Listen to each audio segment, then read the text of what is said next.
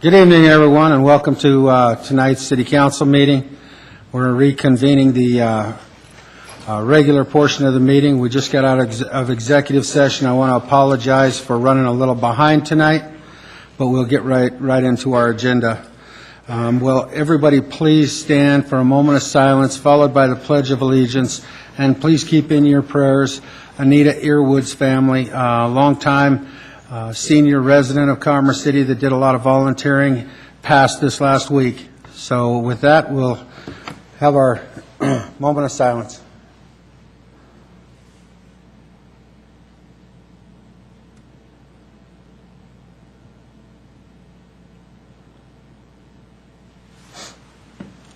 I pledge allegiance to the flag of the United States of America and to the republic for which it stands, one nation, under God, indivisible, with liberty and justice for all. I'd ask the staff to pass the microphone around and allow the audience to introduce themselves.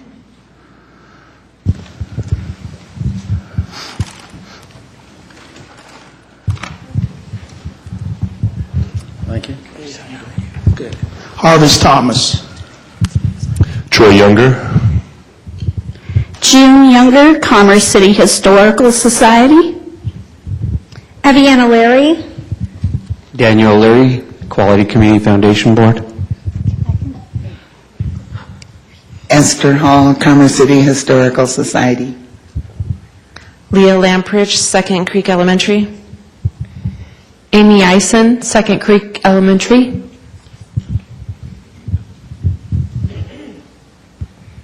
Pam Spratler. Betty Thomas. Danny Thomas. Jolene Thrash, Almost Home. Lysandra Gonzalez, CASA of Adams and Broomfield Counties. Kevin O'Connell, CASA of Adams and Broomfield Counties. Katie Beth Bove, CASA of Adams and Broomfield Counties. Jessica Vega, CASA of Adams and Broomfield Counties. Miguel Ortega, Helping Hands Automotive. Chris Thompson. Elizabeth Cortez. Lisa Benjamin, Bridges of Silence. Kathleen Cranberg with the Arapahoe House. Gene Leffel, Board of Adjustment and Historical Society. Joy Bishop, Historical.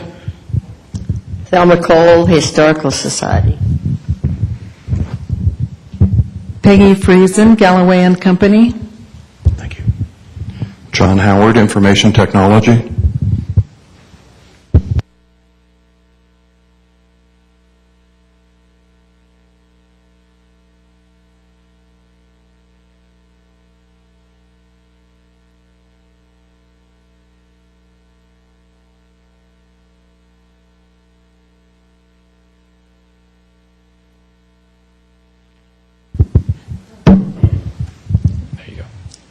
David Clark.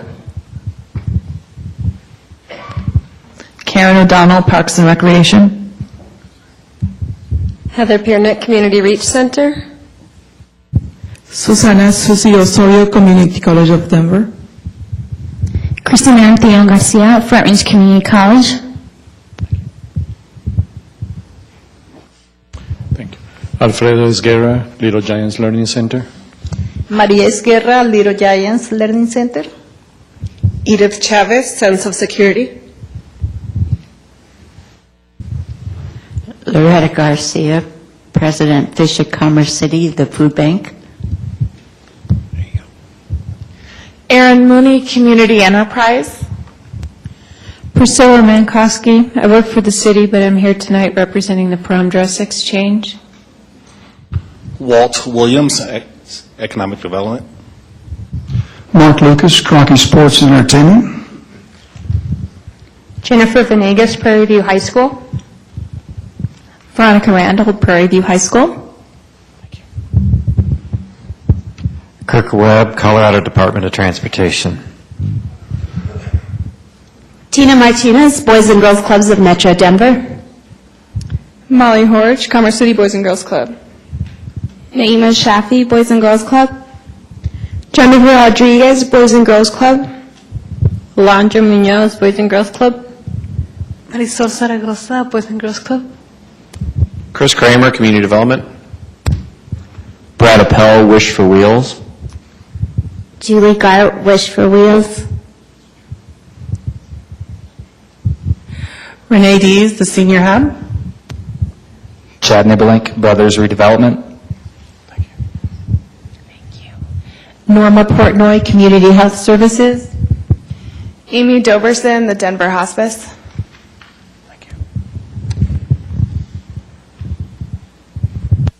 Again, good evening and welcome. I'm going to start out with the best part, giving out, let's do the proclamations first before we give out the checks. I don't want everybody leaving before we get to have a little fun. So proclamations this evening. Mr. Gaylor, would you like to read the first proclamation for CASA? Okay, the first proclamation is declaring April 2013 as Child Abuse Prevention. Whereas the City of Commerce City prides itself on giving back to the community, contributing to the quality of life among our citizens, and whereas court-appointed special advocates for children, CASA, of Adams County and Broomfield counties in association with the National Court-Appointed Special Advocate, CASA, Association, speaks for the best interest of our abused and neglected children who are involved in juvenile courts. And whereas, through community efforts, Commerce City residents are encouraged to join together to raise awareness for those children fallen victim to abuse and neglect throughout the month of April and continuing throughout the year. And whereas through this effort, we'll give abused and neglected children in our community and around the country a chance for a safe and positive future. Now therefore, be it resolved that I, on behalf of City Council, do hereby proclaim the month of April 2013 as Child Abuse Prevention and Awareness Month. Be it further resolved that the Council urges all citizens to join a local and national effort to raise awareness and help prevent child abuse and neglect. Thank you. Before I ask for a vote on the proclamation, could I get, let's see here, Lysandra Gonzalez to come forward, please, on behalf of CASA and your team. Is there anything you'd like to tell the Council before we vote on the proclamation?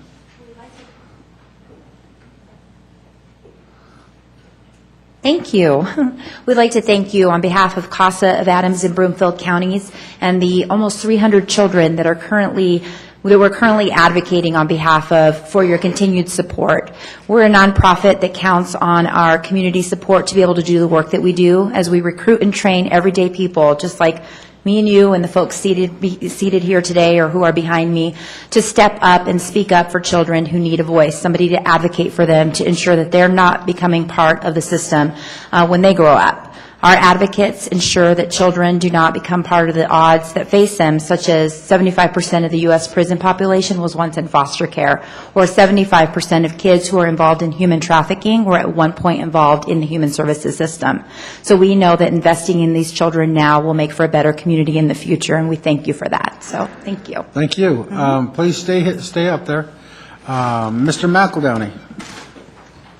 I would move that Council approve Proclamation 13-04, declaring April 2013 as Child Abuse Prevention and Awareness Month. Thank you. Mr. Bullock? Second that motion. I have a motion and a second to accept the proclamation. All those in favor signify by saying aye. Aye. Opposed, say nay. Motion does carry, and we will join you down on the floor for a photo, and I can give you the proclamation.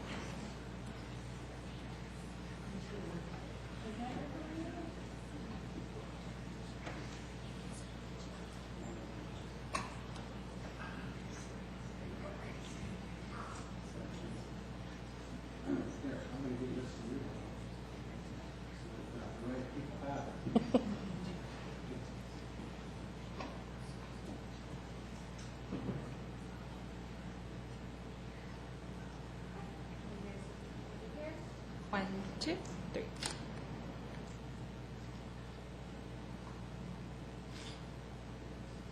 More.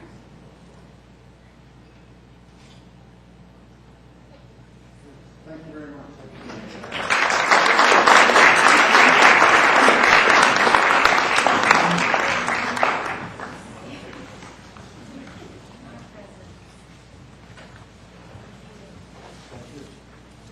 Hey, Renee, you want to grab me one?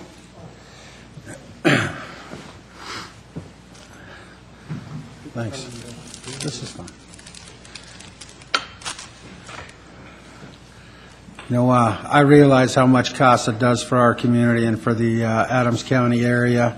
And every time you go to those banquets and those young children that have been through the process and what they believe in and how they've been taken care of by their CASA representative, it really starts to sink in about how good the program is and what it does for our community for the long term. So thank you again for coming in this evening, and we're glad that you have the proclamation again this year.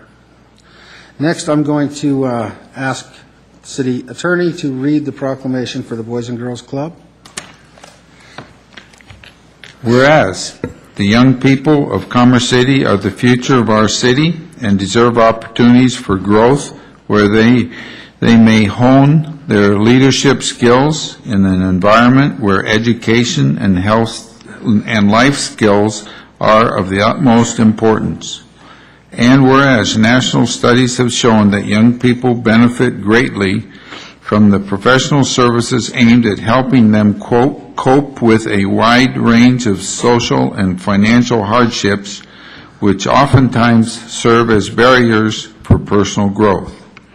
And whereas the Boys and Girls Clubs of Metro Denver aims to provide these necessary services, inspiring and enabling young people, especially those from disadvantaged circumstances, to realize their full potential as productive, responsible, and caring citizens.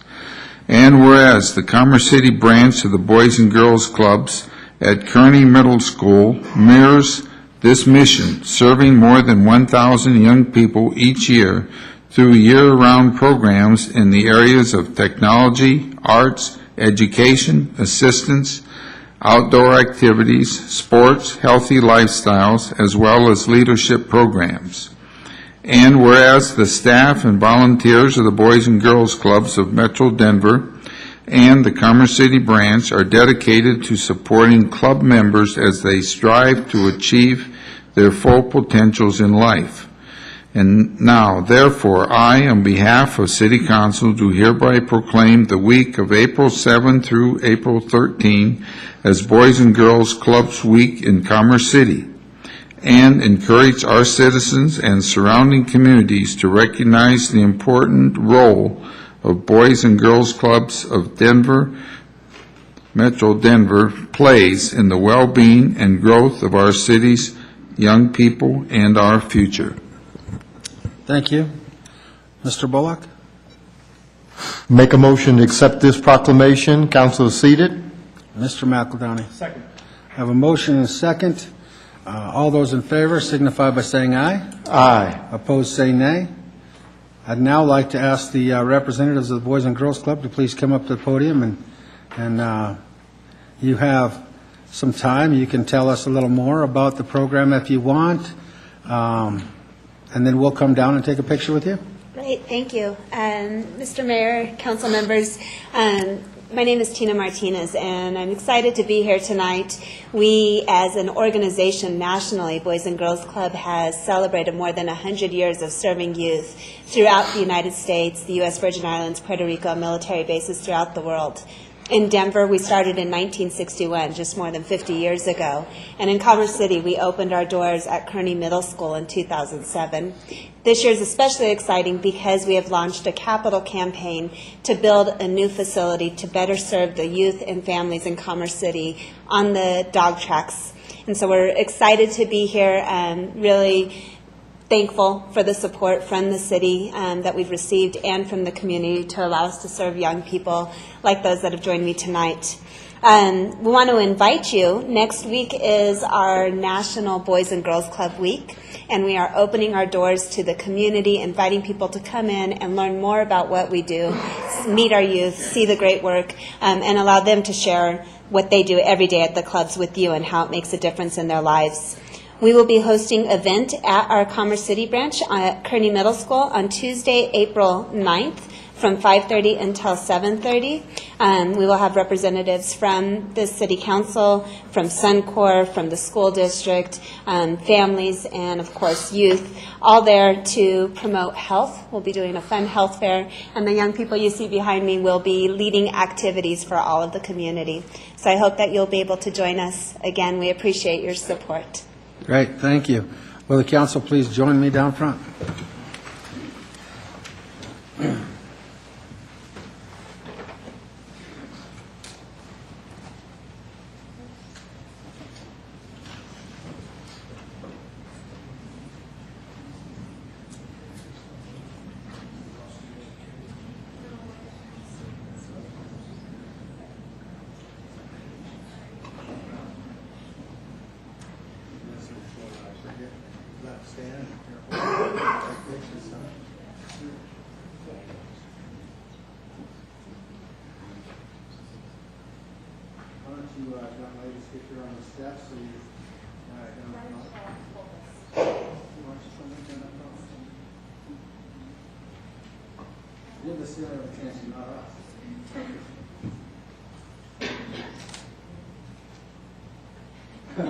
Where are you hiding? Okay. There we go. 1, 2. Another one. 1.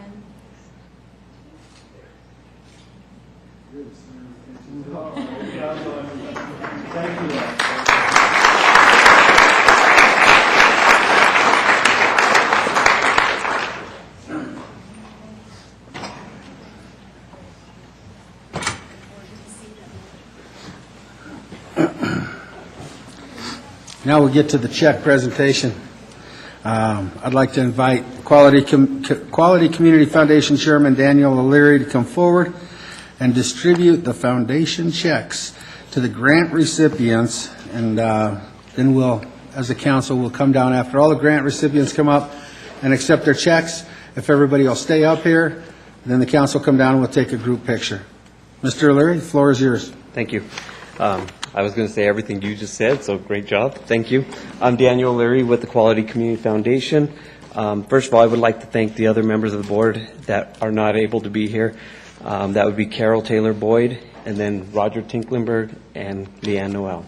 Okay, and Leanne is here. So let's go ahead and start with Access Housing, which we granted 3 programs. They're not here? Okay. Almost Home.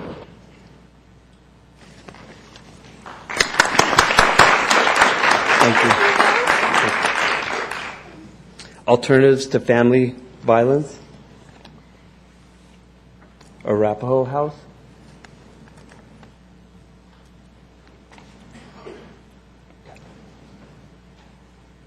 Thank you very much.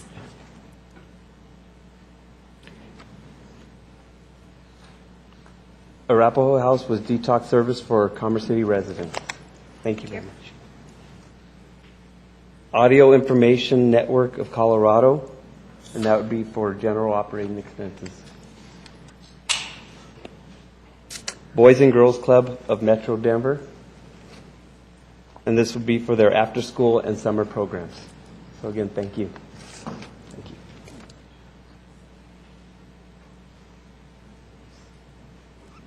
Getting to like it up here, huh? Bridges of Silence, and we have 3 programs: after-school academic program, summer reading camp, and Helping Hands Garden Market. Thank you very much. CASA of Adams and Broomfield Counties, and this would be for the CASA Volunteer Advocate Program. Thank you.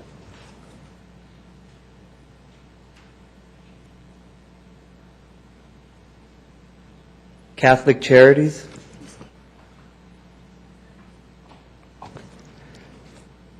So I was just informed that I missed Brothers Redevelopment, and it's for the Paint-a-thon program. Sorry. Alphabetical order, huh? Catholic Charities, we called them up, and this is for the homeless prevention program through emergency services, and I don't think we have a person here. Commerce City Cultural Council, we have 2 programs, the art program and music in the park. Thank you.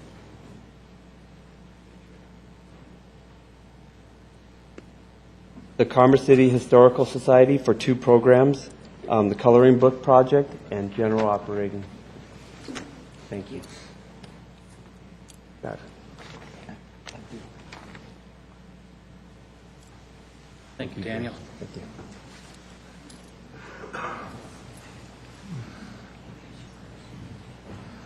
Community Enterprise, we got 3 programs. Family Leadership Training Program, Local Food Initiatives for Core Commerce City, and Community Events. Thank you very much. Community Health Services, and that would be for community and school-based health care program. Thank you very much. Community Reach Center, Mental Health Services for Commerce City Residences. Thank you very much.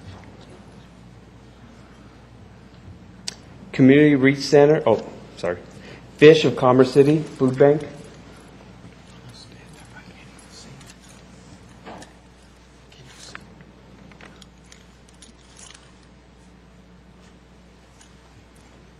Thank you.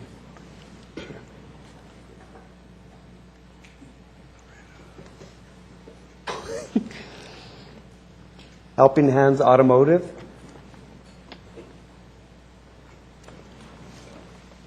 And this would be for general operating services. Thank you very much. Like your program. Hospice of Metro Denver, general operating expenses. Thank you. International Hearing Dogs, and this would be for hearing dog training. Nope. Junior Achievement programs in Commerce City. Nope. Little Giants Learning Center, general operating expenses. Thank you very much. Oh, she has your check.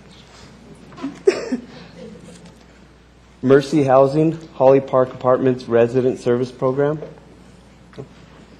Prairie View Middle School, HOSA program, Health Occupation Students of America.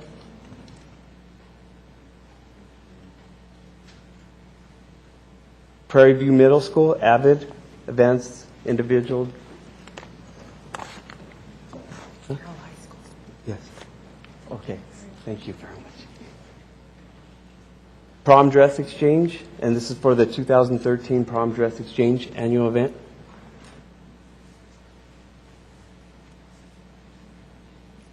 Great program. She has the money. Thank you. Second Creek Elementary Parent-Teacher Organization, and this is for a playground perimeter fence. Thank you very much. Sense of Security, support breast cancer patients living in Commerce City. Thank you. Stout Street Foundation, and this is for the Stout Street Foundation. Nope. Senior Hub, we got 2 programs, Respite in-home services and Meals on Wheels. Thank you. Yes, sir. Sure. And last but not least, Wishes for Wheels, and this is for building a better biking community. And these are for bike helmets. Thank you. Yes, thank you very much. Thank you. Appreciate it.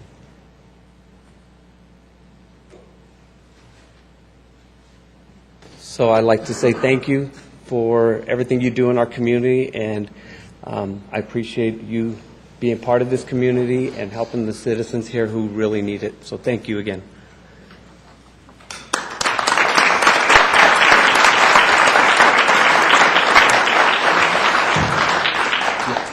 Everybody can scrunch in a little bit. Some of you come down front, then some on the stairs, and then some on the stairs, and some in the back, and the tall people stay to the back.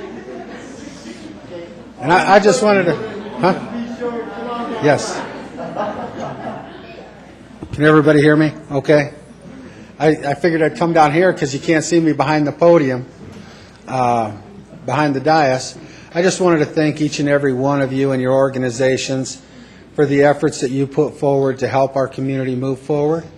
We know that each and every one of your organizations contribute in a certain particular way that help all of our residents over the period of the year when we do these grant foundation, the foundation grants. And I'm thank you to Mr. O'Leary and the Quality Community Foundation for going through and assessing the applications and determining how to split up the different funds that we allow them to give out for grants. I wish it could be more, and someday it will be as we continue to improve our revenue streams here within the city. But thank you for doing what you do with what we have to offer. Thank you very much. And we'll take a picture. Everybody looks great right there. I can just stay out of the picture. But thanks again.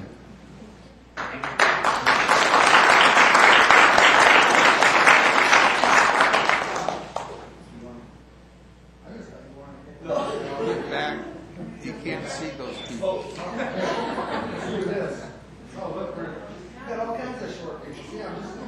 Can we move, can you guys look over here? That way we don't get...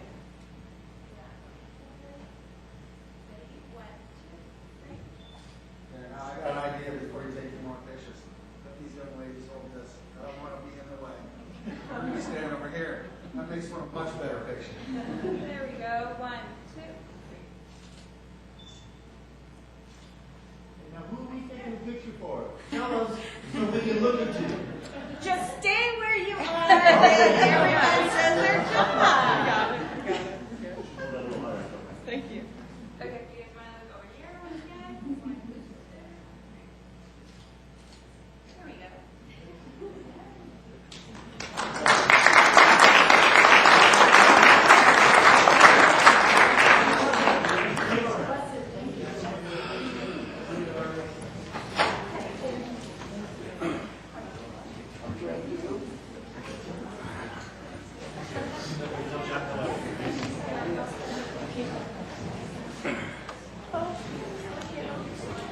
I used to.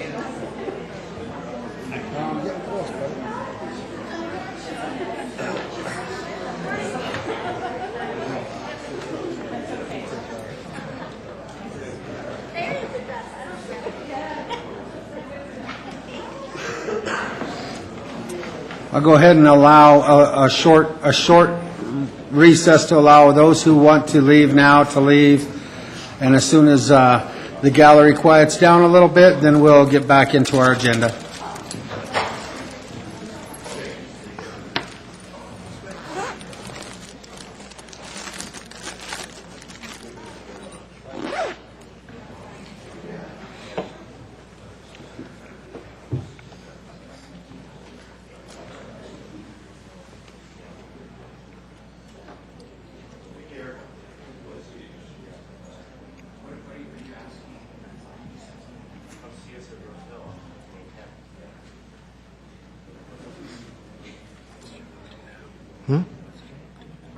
Where is he?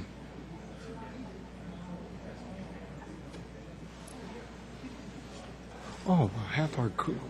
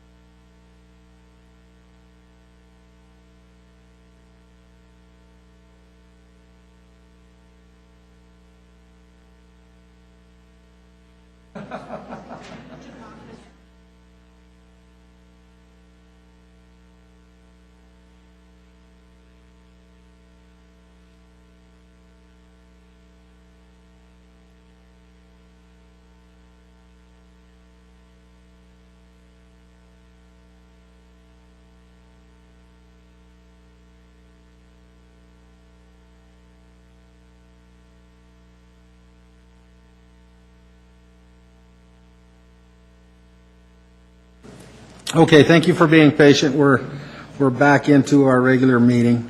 Next item on the agenda is citizen communication, and we do have 3 folks who signed up this evening. When I call your name, please come forward, state your name and address for the record, and you have 3 minutes to address the council. I have Susie and Christina from the Education Expo. Were you coming up together? Yeah. Okay, come on up.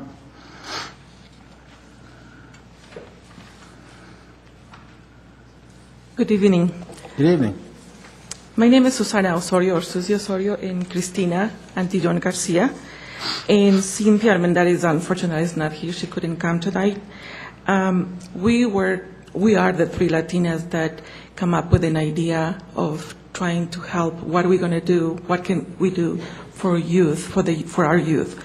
So we decided to put together and do something we didn't know what, but then later, with the help of other organizations, we decided to do this Edu Expo Fair that is going to take place in Adams City High School this Saturday, April 6th, from 9 a.m. to 2:30 p.m., and anyone can attend.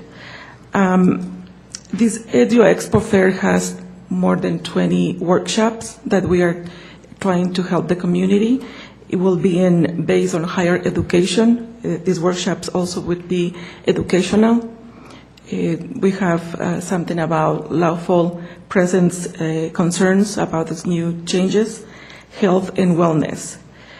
Also, we will have for the community that we are inviting free lunch, free breakfast, daycare, and kids site from the Lions Club.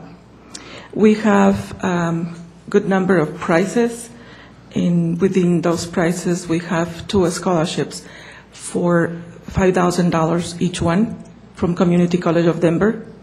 We have $500 scholarship for books for Colorado Heights University. And we have 10 scholarships for ESL computer and GED classes, and among others. Our goal is to have this Edu Expo more in the future. But also I would like to point out that all these organizations that came together are completely volunteers. And also we are doing this work on a free time because we have our own time that we work. And all the organizations, we never ask for money. We are not here to ask for money. We are here to ask for your support in coming to the fair if you can. It would be a good thing for us because our main goal is to help the youth in Commerce City, in Adams County. Parents, we want to educate parents about what is out there about higher education, and also to the small children to try to come up with ideas and to give them ideas to continue with their education, go to college.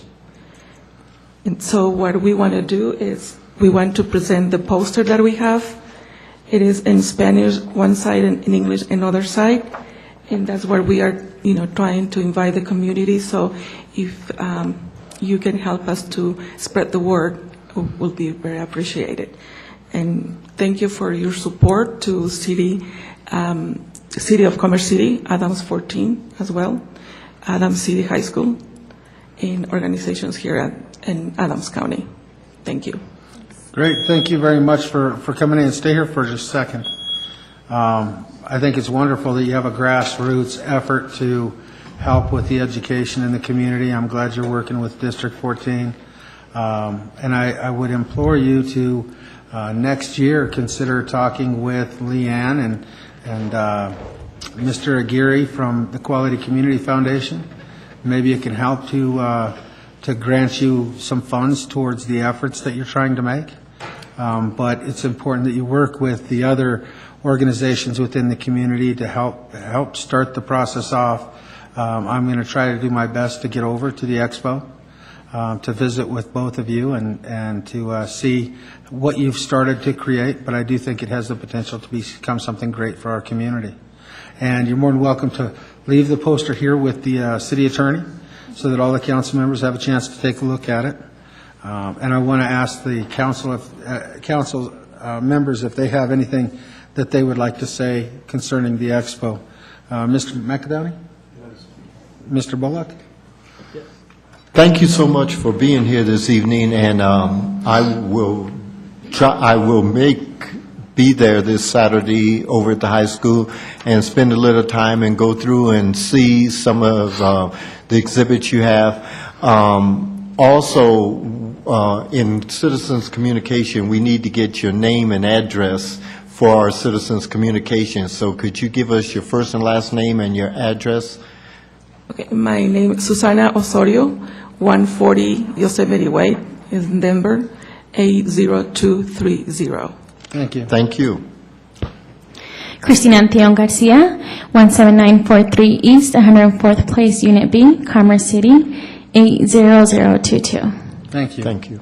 And seeing no one else on the council, is your light working? There it is. Councilwoman Okay, Elliott? my turn. I know Cynthia very well, as I'm sure you know that we're related. When she approached me a few months ago asking for our support here on council with the city, when she explained the type of program and the type of events that you were planning, I jumped on board, and I just want to commend you. I know there's been a lot of planning behind the scenes, and it was a little disappointed that you had to cancel because of the blizzard that we had a few weeks ago, but I do believe that you're going to be full force this weekend. Very excited to be a part of it, and any way that I can help, by all means, please come to me, okay? Yes. Thank you so much for your hard work. Thank you very much. Thanks. Mr. McEldowney? I just want to say thank you for what you're doing. Obviously, education is a central challenge and opportunity in our community, in the entire community, Adams County in general.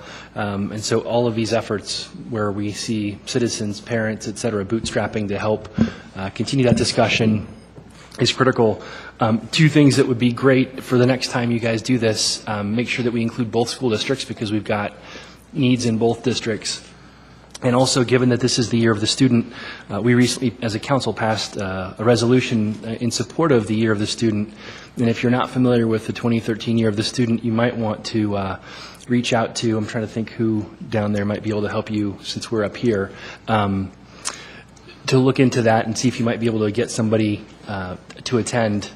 There's an effort underway this year to try and restructure school finance in the state, which would have a huge impact on both of the school districts in Commerce City should that measure be successful and really help empower our educational process. Thank you. I just want to mention, I went ahead and did inform the superintendents from different school districts in Adams County. So I'm hoping that the word spread out through them as well as the counselors. Awesome. That was a huge thing that we really wanted to touch base with and make sure that they inform the students and families about the event, because this is one of a kind event that we're going to have, and I think it's going to be a great event for the community, as well as those families that need to be knowledgeable about higher education and what's the process and so forth. Awesome. Thank you so much. Thank you. Great. Thank you both for coming in, and we'll do our best to try to get over to the expo on Saturday. Thank you. Thank you. Next, I would like to invite up Kirk Webb from CDOT.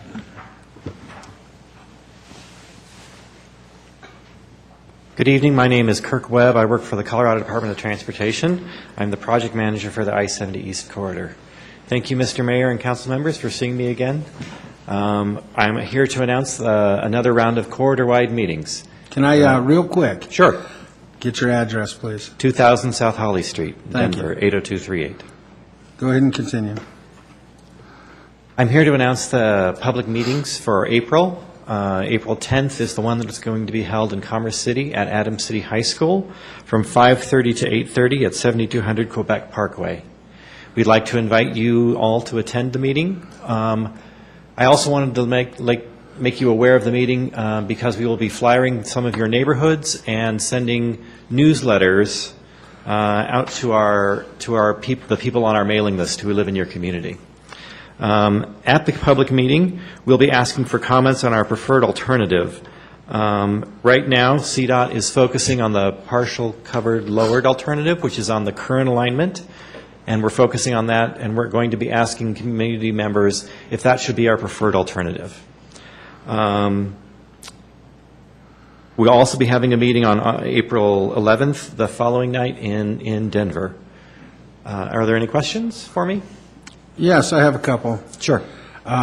First of all, could you please let everybody know that's watching at home and that's in the audience that it absolutely is not going to be realigned to the 270 alignment? I know there's a lot of rumors out there.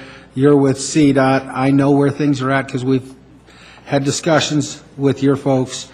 I just want the folks at home and in the audience to hear from the CDOT representative it's not going to be realigned to 270. That is correct. CDOT has no intention to realign I-70 along 270 and I-76. Thank you. I think that's what most of the folks are concerned about, and that may be very helpful if you add that language onto your flyer so that we don't end up inundated with folks that think that it's going to change again and come back. Sure. And we do need your community support, your citizens, to come and tell us that they're completely opposed to that as well at these meetings. And I think we'd like to have those comments on the record. Right. And for the last 6 or 7 years, I think we've been pretty adamant about that. I think you have too. And we've tried to respond to your concerns. Perfect. I have a comment to make, but I'm going to wait. I'll go through my counsel first. Mr. McEldowney, your light's on? Okay. Mr. Benson. Well, I noticed you mentioned I-70, 270, I-76. I know that was one alternative, but the one that was presented to us about maybe 4 years ago now was I-70 to Vasquez, and then new ground would be broken over to Brighton. That one is completely off the board now, is that right? That one is not being considered as well. All right. And do you, I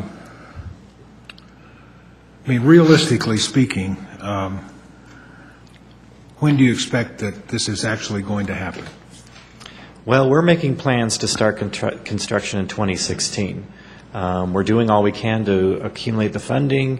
2014, did you say? 2016. 16? Right, to begin construction. It would then take us a few years to actually build the whole project, so opening day sometime after the year 2020. And do you plan to put any kind of a toll on managed lanes or fast lanes, HOV lanes? That is something that's being considered. The final decision has not been made yet, but it is certainly something we're considering. And right now, what would be the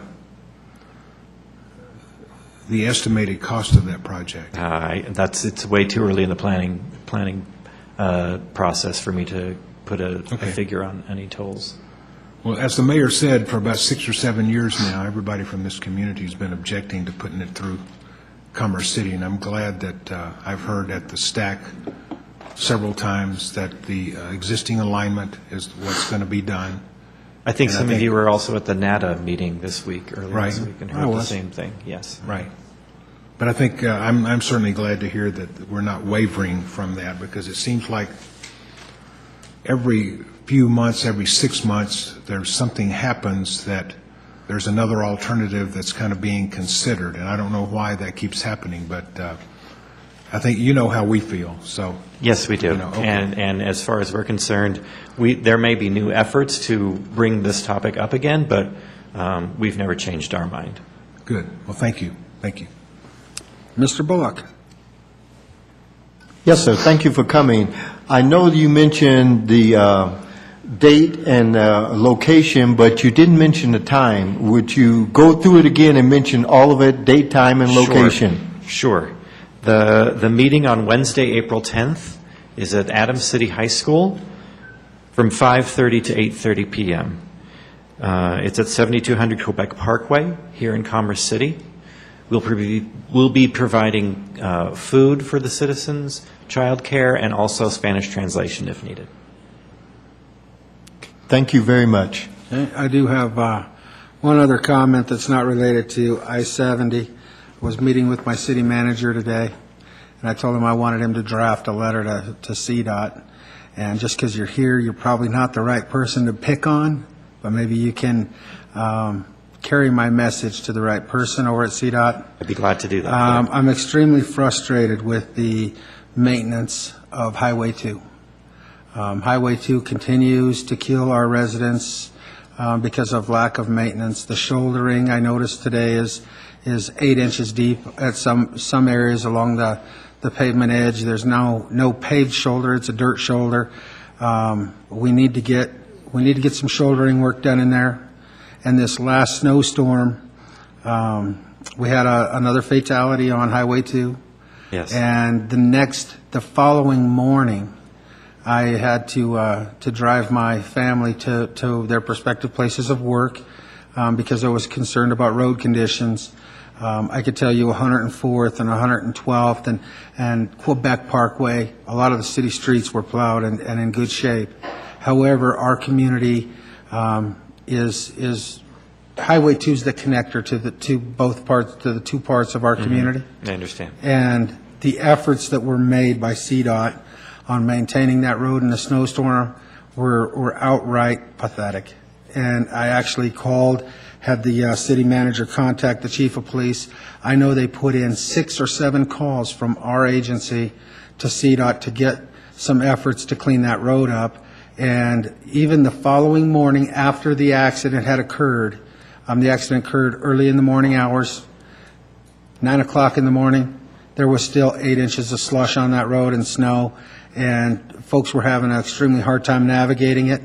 I know we've had discussions with CDOT about taking it over, but without having some maintenance dollars to be able to maintain it tied to that, right now, we're not in a position to take it over and not have any money budgeted for the maintenance of that, and we're relying upon CDOT.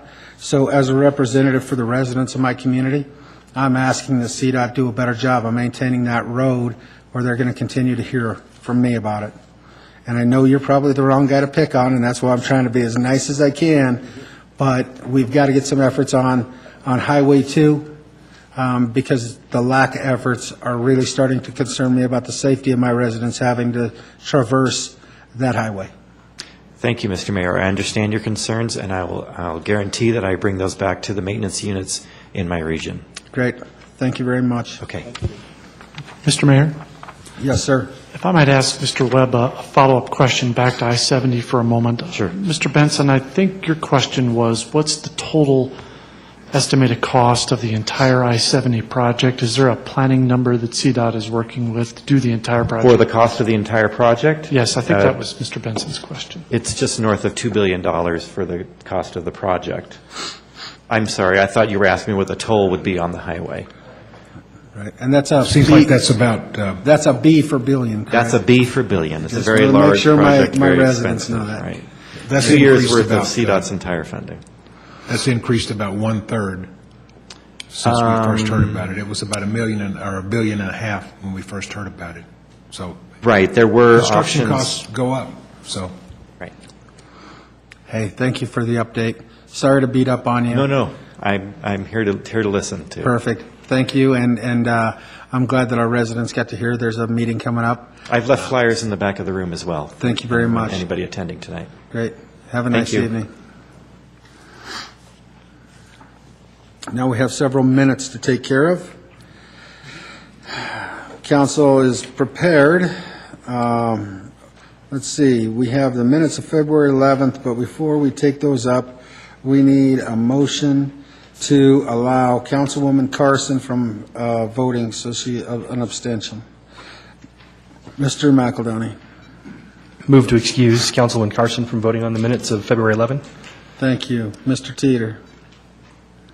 Second that. I have a motion, a second, to allow Councilwoman Carson to abstain from voting on the February 11th, 2013 minutes. All those in favor signify by saying aye. Aye. Opposed, say nay.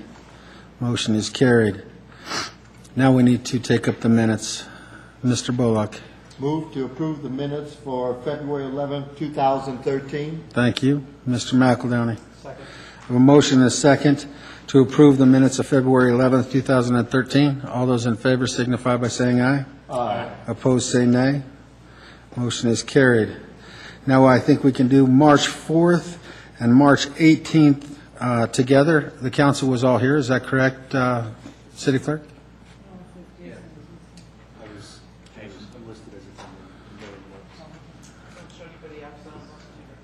Great, thank you. So we can handle both of those together. Mr. McEldowney? Would move to approve the minutes of March 4 and March 18 concurrently. Okay. Mr. Amador? I'd like to second that.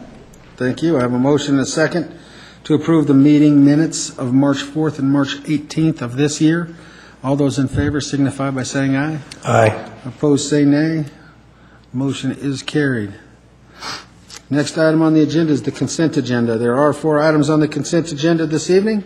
If any member of council wishes to discuss any of them in detail, or if there is an audience member has previously asked to speak on one of them, these items will need to be removed from the consent agenda and voted on separately. Does anyone on the council wish to remove any item from the consent agenda? I have McEldowney and Bullock still lit up. I was lit up to make a motion. Okay, so there is no one from the council that wants to remove any. I'll ask for that motion. Mr. Bullock? Move to approve the consent agenda. Thank you. Is there a second? Mr. McEldowney? Second. I have a motion and a second to approve the consent agenda. Will the attorney please read the titles? Yes, Mr. Mayor. Title of Ordinance 1951 reads as follows: An ordinance amending the 2013 budget of the City of Commerce City, Colorado by transferring a portion of the unencumbered fund balance in the CIPP fund in the amount of $663,786 for payment, management, and parks and recreation capital project planning and preparation, and authorizing the expenditure thereof. Title of Ordinance 1952, an ordinance establishing and creating the Commerce City E470 Commercial Area General Improvement District, making certain findings and determinations related thereto, and waiving all requirements for notice, publication, public hearing, election, and filing of a bond as permitted by statute. Title of Ordinance Z 71700-13, an ordinance approving the First Amendment to the Bell Creek PUD zone document. Title of Resolution 2013-21, resolution approving intergovernmental agreement between the Commerce City E470 Commercial Area General Improvement District and the City of Commerce City regarding infrastructure projects. And that completes the consent agenda, Mr. Mayor. Thank you. I have a motion and a second. The titles have been read. I'll ask for a roll call vote. The second was Mr. McEldowney.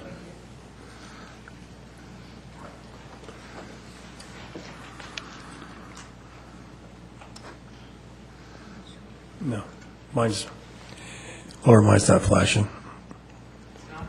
No. Oh, because He came in a little late for the very beginning, right?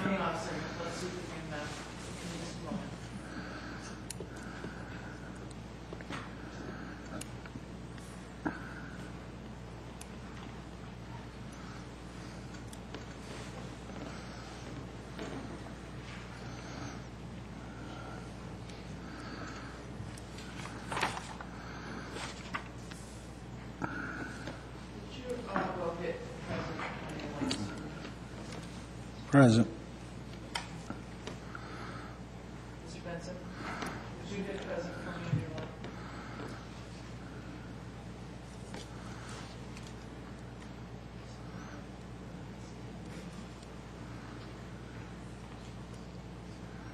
Are you flashing now, Mr. Douglas? Yes, thank you. Okay, now vote.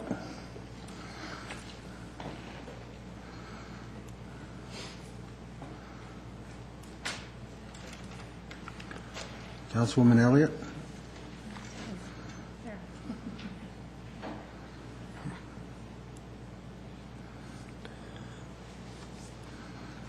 Okay. Let the record reflect. Oh, sorry. I didn't say that. I pushed yes. I did push yes. It was lit. How about you want to vote it again? Please. Councilwoman Elliott feels there was a miss of vote, so please reset the machine and we'll vote again. Otherwise, she'll be a standalone nay vote. Okay. All right, if everybody will please vote one more time. Now, let the record show that the consent agenda has been approved unanimously. Next item on the agenda is resolutions. We have one this evening, Resolution 2013-17. Does the council have any questions regarding this resolution?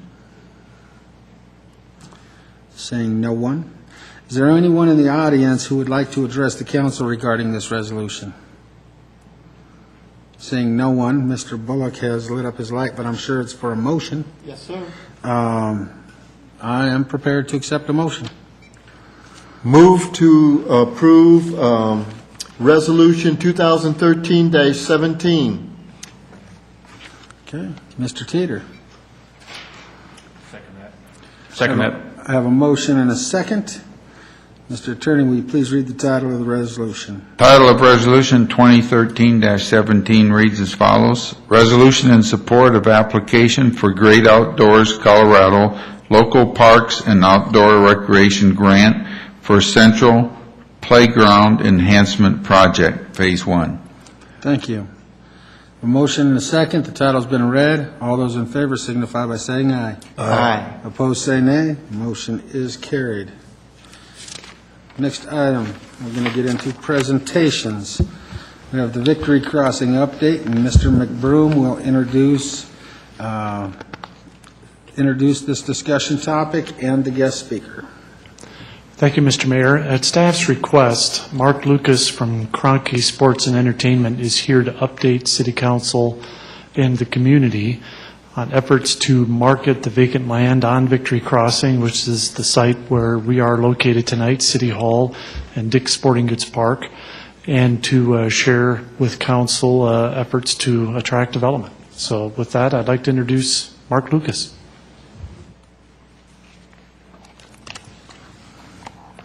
Good evening and welcome. Mr. Mayor, council members, it's a pleasure to be here. Thank you for having me. My goal this evening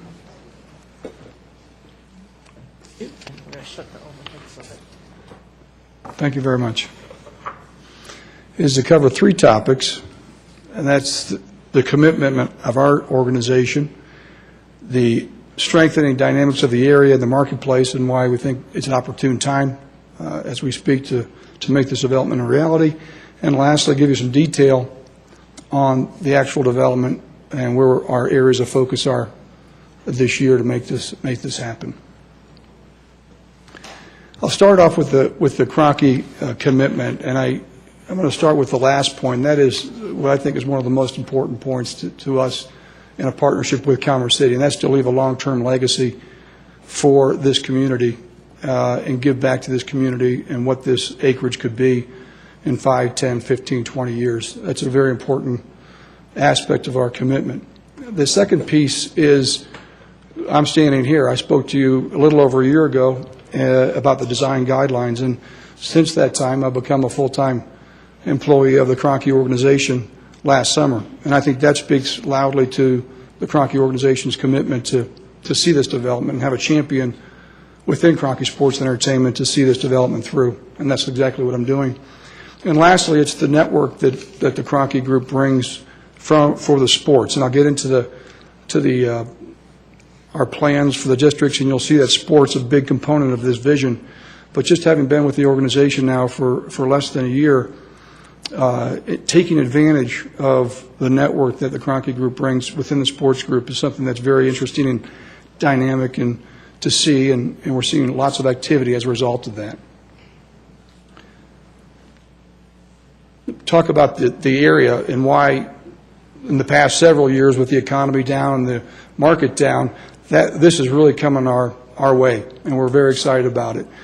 This node, if you will, within Northeast Denver, Commerce City, Stapleton, is becoming much more of a destination. It's evolving as a destination for a lot of Denver, for a lot of reasons. The airport and its importance between this development, downtown and the airport, we hear all the time, very, very important feature of this development. It's become more important in the past several years. The refuge is becoming renowned now, and the visitorship is up with that, the visitor center open, so we're promoting that and the traffic that it brings to our retail groups. And then, of course, Central Park Boulevard and its opening and its planned extension through to 56 by 2015. That's very, very significant for Victory Crossing and executing on the development. I want to underscore the Stapleton component. We really essentially have two front doors, if you will, Quebec at 60th and 56 at Valentia. And clearly Stapleton's our front door at 56 and Valentia. And we are absolutely promoting this because groups we're talking to are coming from all parts of the Front Range, and they want to know that their employees can afford housing. And the fact that these rooftops are going up at a great pace and the demand is very high, as I mentioned, the 10th most active in the U.S. in 2012, that's very, very significant and something that our retail broker, Crosby, is promoting very much with our retailers. So that's we do promote the school that's coming in and the extension of 56. It's a pretty interesting aerial here that picture's worth 1,000 words, and this is something that our prospects and our developers that we're speaking to about Victory Crossing really hits home with what's going on with Conservatory Green and the extension of Central Park Boulevard, the high school. You know, the fact is Commerce City has done a fabulous job over the years in creating the demographic and creating the rooftops and creating the areas of growth to the north that we are taking advantage of with our development. But we really needed that southern portion of that story to kind of be rounded out, and that's happening. So it's really a compelling story and helping us get the attraction that we're getting. Let me talk about the Victory Crossing specifically now and what we're trying to do with this 200-plus developable acres. When I was engaged with the firm, with Kroenke last summer, it was a big focus of us to bring in our partners. So we brought in addition to the city, of course, we brought in St. Combs and Saunders and J.G. Johnson and Crosby and JLL Hotels and really formalized that team last summer. We launched the development officially relaunched it, if you will, in August, and so we've been at this now for 7 or 8 months in a very focused and meaningful way. But the vision that you see on these slides here with the sport, it was really devised by J.G. Johnson and St. Combs. You see some conceptual schematics here for 60th Avenue that depicts a hotel. It really live, and this is the stadium in the foreground, looking towards downtown and what that may conceivably look like. And you'll see some more specifics here momentarily with what we're trying to start off with this area. But it's this theme that we presented to you a little over a year ago in our design guidelines. We stayed true to it. We think it's a very compelling theme, a sport-driven complex that's going to be a live, eat, play, work environment. The 2 to 3 million visitors a year is our goal. A lot of folks are surprised to hear that there's 1.6 million visitors already coming to this development. And with our development plans, we look to double that in the next 5 to 7 years. This is a little more specific as we drill down on what our plans are for the development. 1.5 million square feet. Again, this hasn't changed dramatically. We have put a lot of thought over the years as we qualify this development, what makes sense for the components. Sport, we do feel, is the driver. There's no question. We've got good demand for the sport component, trying to make it year-round in addition to the 24 fields that we've invested in, and the stadium by having indoor sport. Retail services, 350,000, office 400,000, and hotel 500 keys or 500 rooms, and that's envisioned to be 3 different hotels throughout the development. So let me again talk about the districts. And when I presented on the design guidelines, a lot of districts were created: Soccer District in Victory Plaza, Central Park, Merchant, North Gateway District. But our real focus currently is the Victory Plaza District, which you'll see is depicted in the yellow, Central Park, which is the purple along 56, and the Merchant District, which is the red along Quebec. And I'd say most of almost exclusively, our focus is on Victory Plaza and the Merchant District. So let me talk about those more specifically. This is the Victory Plaza District, and again, to orient you, you can see Dick's Sporting Goods Park Stadium immediately to the right of the slide. And there are essentially roughly 15 acres that are to the west of that. And we are in active discussions with the groups that would be tenants and occupiers and operators for the 3 facilities to the north of 60th. And those facilities contemplate Victory Way 1, which is a 70,000 square foot indoor sport facility, Victory Plaza North, which is a 3-story, 40,000 foot gross, 2-story office, ground level retail, and a 110 key hotel, which we're naming on this slide Victory Plaza 1. Again, if we're able to announce this development, which is our goal this year, this really reinforces the vision for the overall Victory Crossing, the sport, the office, the retail, and the hotel. So this is tremendous energy going into this roughly 8 acres to the north of 60th Avenue as we speak.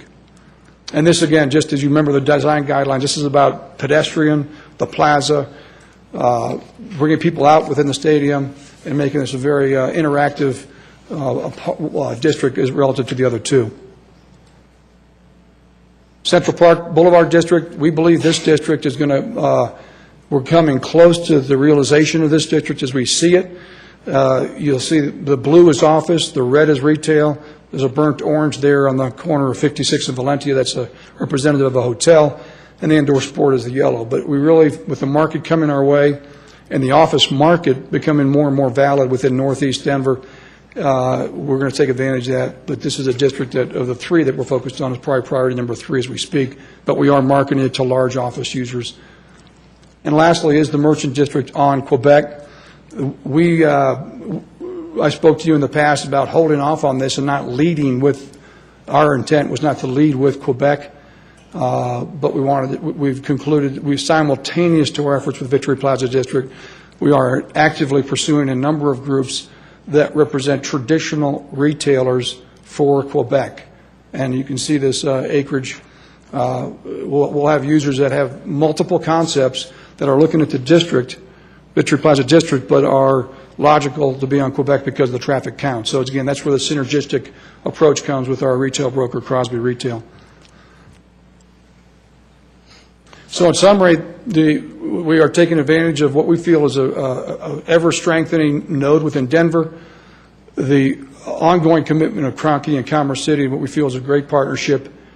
And we do feel the third point there is very unique within the Front Range, Colorado, and perhaps even the region, and that is a sport-driven mixed-use development. There are lots of them out there in the marketplace. We feel we have the momentum, interest, demographics, and the capacity to execute on this. And so we think it's a unique development that we're seeing a lot of interest from.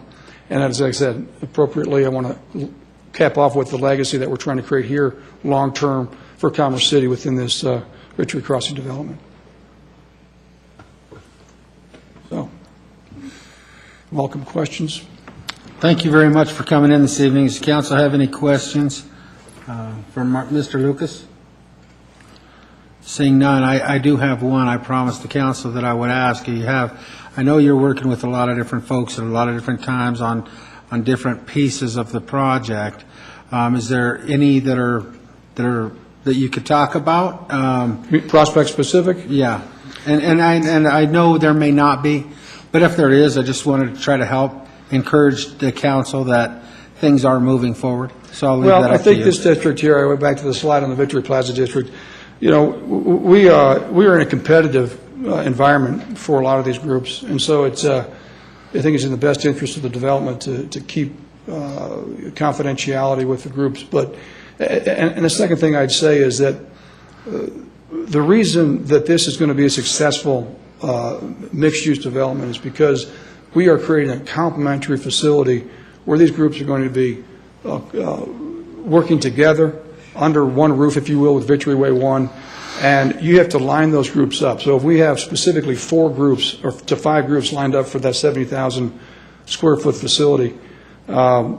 Where these types of developments, I believe, have failed in the past is where you don't create that synergy amongst the partners and the operators in that facility. So that takes a little longer, and but we're confident that we're on the right track and that we're really shooting for quarter three ability to be more open about who these groups are. But they've requested it to us to be quiet as well. And that's great. I'm glad that confidentiality is important while you're working with different folks.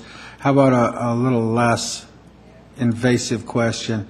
Do you have a lot of prospects that are interested in the project? Absolutely. I would say that we are, there's two ways to market development. One is you create all kinds of marketing and, sizzle and really promote it through traditional marketing avenues. The other way is to announce the actual development with this phase two. And that's our goal, is to announce deals that have been done, fall timeframe.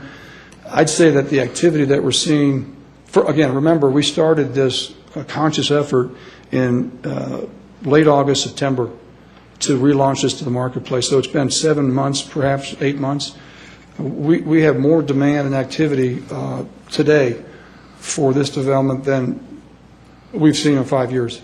And that's without a massive marketing effort. And we are going to start increasing our marketing efforts. The city's been a fabulous partner. I can't say enough about Jim and Brian and Walt and Julie. And, it's a collaborative effort, and I'm very bullish on our activity right now. It's very focused, and we want to get these deals done, and we hope to be able to announce that late summer, early fall. Great. Thank you so much, Mr. Lucas. We're excited, and I know a lot of us have been with the city a long time and have been awaiting development to occur on the site. We know the 2014 World Lacrosse Championships are coming. We want to be as prepared as we can, and we want to encourage and help move the development forward so that we can provide some additional services for our residents. You guys have been great. Thank you very much, Mayor. Thank you. Thank you. We'll go back to Mr. McBroom to introduce the topic on QCI preliminary project analysis, the new rec center. Thank you, Mr. Mayor. We have 2 presentations planned for you this evening. This is the second round of presentations to bring back to council additional information for council's consideration and further discussion of a plan to tackle the city's long-term capital needs, including sources of funding. The first round of presentations was 2 weeks ago. The City Council then spent the study session last Monday discussing the presentations from 2 weeks ago. Tonight's 2 presentations have to do with park and recreation facilities.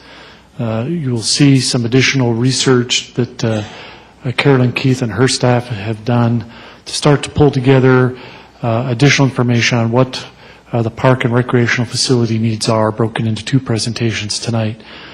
The graphic up on the screen shows our progress to date. Again, this is a process over about an 8-week period. The plan is to make presentations to council at regular meetings, give City Council an opportunity to discuss the material at study sessions, so that towards the end of May or perhaps early June, City Council can come together, hopefully with some consensus on a plan of attack for these long-term capital needs.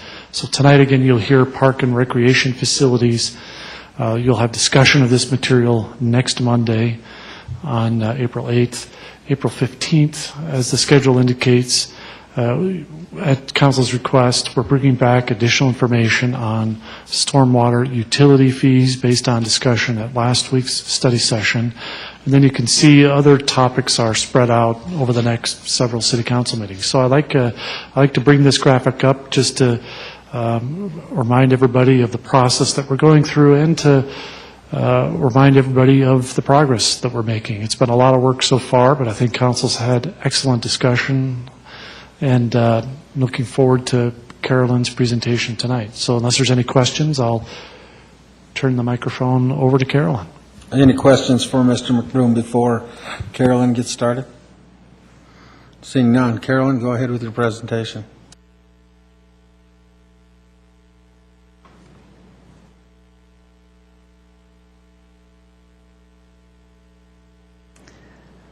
Good evening, Honorable Mayor, members of City Council. My name is Karen O'Donnell, and I'm the Recreation Division Manager, and I will be presenting the Quality Community Initiative preliminary project analysis on a new recreation center to you this evening.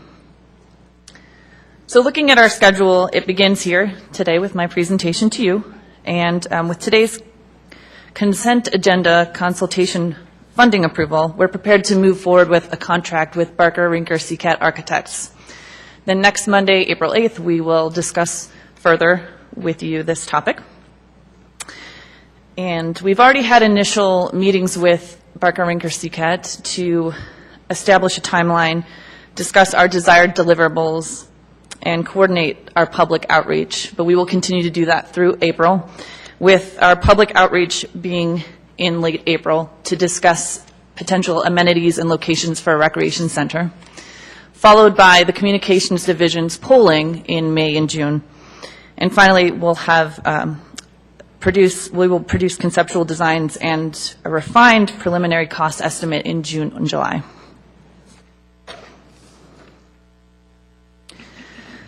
So the summary of our project, QCI and the City Council in your planning retreat prioritized a new recreation center.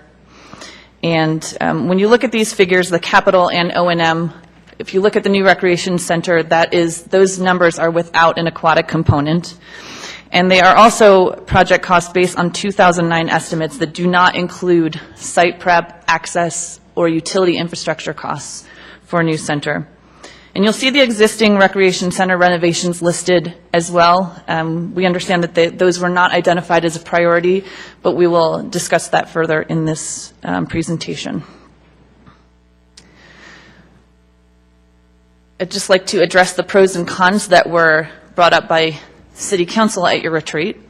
The pros were to meet the size and population needs, contributes to the quality of life, creates balance, increases attraction, increases internal sustainability, fulfills existing needs in areas that we may be lacking, and meets multiple needs for arts and recreation and maximizes resources.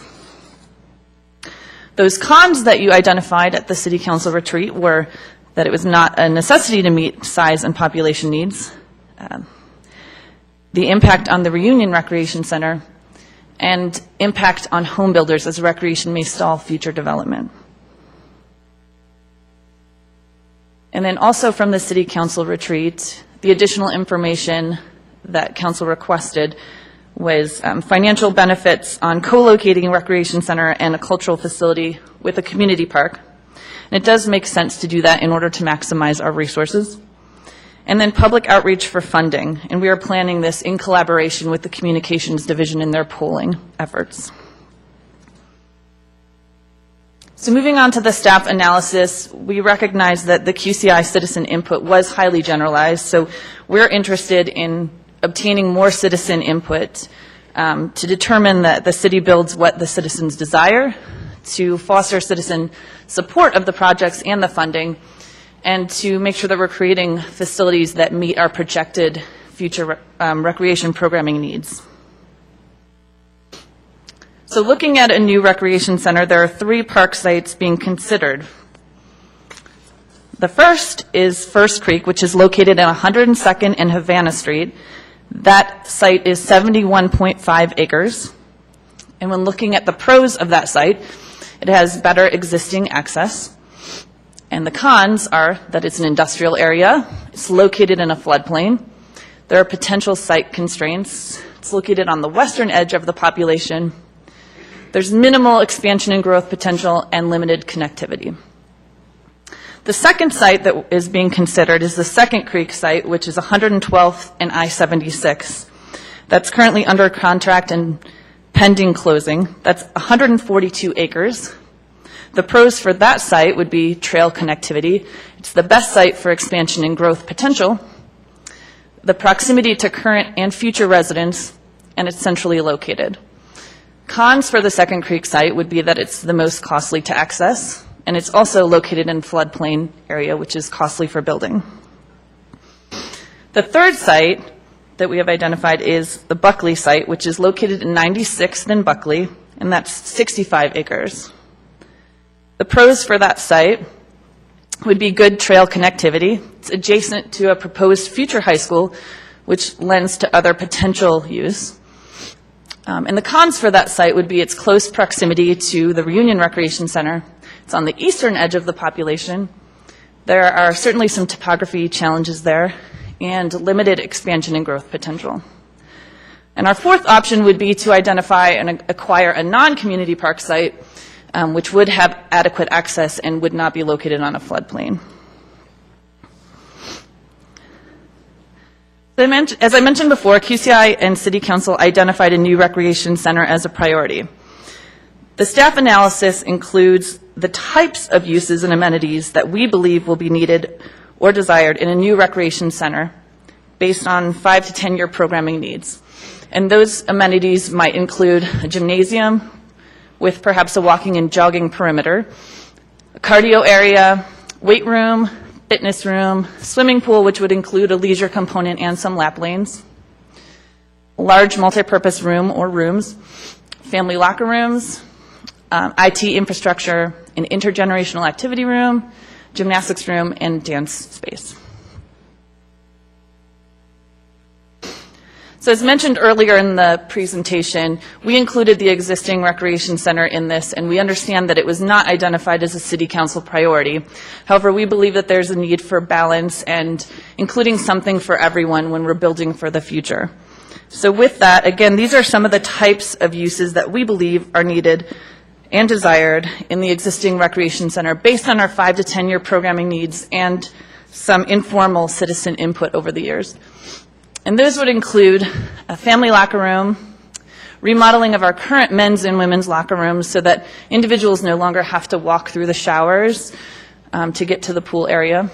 It would include a dry locker room addition, the addition of a therapy pool, upgrades to our entryways, lobby, and lighting, a dance room, custodial storage, some ADA upgrades, and improved IT capacity, which could lend to a computer lab in the recreation center. So this is a summary of how we got to where we are today. These components, the Prairie Ways Action Plan, the Recreation Strategic Plan, QCI Outreach and Recommendations, City Council Planning Retreat, and the Parks and Recreation Department Review and Analysis. And we're hoping that that lends to your direction to move forward with public outreach to refine the type and scope and location of a new recreation center. So we're continuing to refine this process, and Council has identified that public outreach is extremely important, and we agree that it is, and it needs to be our next step. So with that, we will be continuing to meet with our consultants through April to create a timeline, produce the deliverables, and work on this public outreach in April. And the public outreach will be, again, regarding the amenities and location of a recreation center. And finally, we'll produce the conceptual designs and refined preliminary cost estimates in June and July. So do you have any questions or any additional information that you need before the study session? Mr. Bullock. Yes. Karen didn't mention this, but the Commerce City Youth Commission got this presentation, not in this format, but they got the same presentation and the Parks presentation at their last Commerce City Youth meeting, and they did the DOT thing, and they were all on board for the recreation center, new and the renovation of the old recreation center, what needed to be done, what were their priorities and everything. And when you say out of the mouth of babes, and these aren't babes like little kids, these are from junior high through high school, they know what they like, they know what this city needs, and they gave us a clear outline of what they would like to see. So I'm surprised that Karen didn't put this in here, that they were part of the study too, but they were. And they're on board too, and I think they're some of our best ambassadors because all of them have parents that live in the city. And I would just like to add that I think that we'd like to have them involved in the more formal public outreach, of course, so. Thank you. Okay, Councilwoman Carson. I was just going to tell you that on that site of the 96th and Buckley, I know we have listed as one of the pros that it's a proposed future high school. We should probably check on that. I'm not sure that is even a proposed future high school anymore. It's a long-term high school site, but it's obviously not in their, I would say, decade-long Yeah, plan at the moment. I'm not sure it should be in our statement here anymore. Okay. Mr. Benson. Yes, thank you. When you talk about the public outreach, can you go into some detail, like physically, logistically, how is that done exactly? Well, we're just in the early discussions with our contractors, but we are planning on doing 4 public outreach meetings. And what we would do is create a presentation, which are both Barker Rinker CCAT and DHM for the parks piece will be working together to create some conceptual designs to show folks what kind of options that we have. And then we would use, I don't know what the technical term is, but communications has those clicker devices, and have the public vote on what they think is most important, both including sites and amenities at both the parks and recreation components. But then it would be limited to only those people who could show up for those meetings. Is that right? That is correct, to my understanding. Is there any way that we might be able to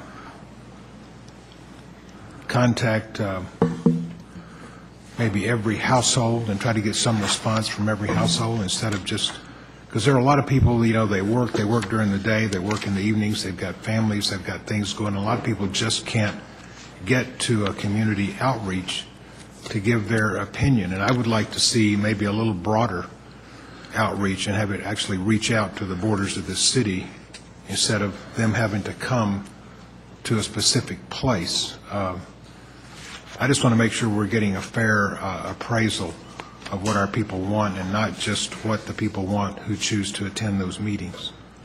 Is there a way to do that? Councilman Benson, if I may address your question. We certainly have some opportunity to work with the communications department and Mr. McBroom and Mr. Hayes regarding that public outreach. In our initial discussions, just within the last couple of weeks, we've been talking about minimally 4 public outreach meetings strategically located throughout the city, and certainly would understand that maybe folks don't have the opportunity to come to those meetings, but I think there would be other options that we could certainly look at to gather input through various types of surveys. Well, is it possible for the city to be proactive instead of just sending out a notice of a meeting and waiting on people to show up, where the city actually contacts people to get their opinion, be proactive instead of reactive? Is that, Absolutely. Maybe that's just not possible in this scale. I don't know. But I think we're looking at a number of different ways in which we can get feedback. We intend to follow up again with the folks that attended QCI meetings. I can tell you that from our perspective, from a park and recreation standpoint, we all have lists of folks that have contacted us over years as it relates to park and recreation issues. So I think our intent, because we do feel like some of the information from QCI was fairly generalized, is to reach out to as many people as possible through as many ways as we can, and I will say in a fairly short time period. So we'll look at every way that we can get that information. Well, I like what you said, to reach out to as many people as possible in every way that we can. If we do that, how could anybody complain about it? I'd like to see that happen. So, thank you. Thank you for being here tonight. Mr. McEldowney. I think my question was just answered. Again, I think as staff commented in the presentation, the QCI input was very highly generalized. We get that. Recreation center is a very broad statement, specific uses, and fit and finish requires a lot more discussion and detail. So I think the key here is obviously leverage the dialogue that you have in place with the citizens and through whatever other ways that we can expand that, through survey, through the aforementioned meetings. I think we're going to do a good job of getting those discussions going and collecting that feedback. I think one of the things that we had surfaced, and maybe it was during the retreat. As these things start to take more specific shape, whether it's the road projects or the park and rec projects that we're looking at through this QCI effort and possible ballot action, to help meet the needs of people who can't attend an outreach meeting, a simple link or links on the city website that has some sort of a very simple survey component as we refine the questions, even as those get more and more detailed. It's a place that we can point people in conversation. Again, we've got access to PCs at the rec center or at schools, et cetera, so folks can hopefully get to those if they don't have personal access to those, even to the extent that we put a kiosk in the lobby with a PC hosted on that web page that has an ability to provide input on these simple survey questions that, again, give additional input so that we can quantify some of these interest areas, I think would be helpful. Again, for us to circulate on Facebook or whatever, just to try and get additional quantification behind these things. Because again, I think the omission of the pool component from what we talked about in the retreat versus what I hear when I talk to citizens in sort of teasing these comments with them, they're like, why wouldn't we have a pool in the plan? So again, I think we've got to have that whole, and it sounds like you guys have a good handle on that, so I appreciate it. Mr. Douglas. Presentation on this project, and just for our study session, it'd be nice to see what the price would be with the aquatics in there. I know we have it without. Just like Jason said, a lot of people are asking about that. When it comes to citizens communication, I know QCI did a lot of legwork and all, and it'd be nice when this campaign rolls out that you include as many council members as you can as far as FaceTime, because one thing is getting community to buy in. We want them to believe that this is the right thing for our city. And looking at these three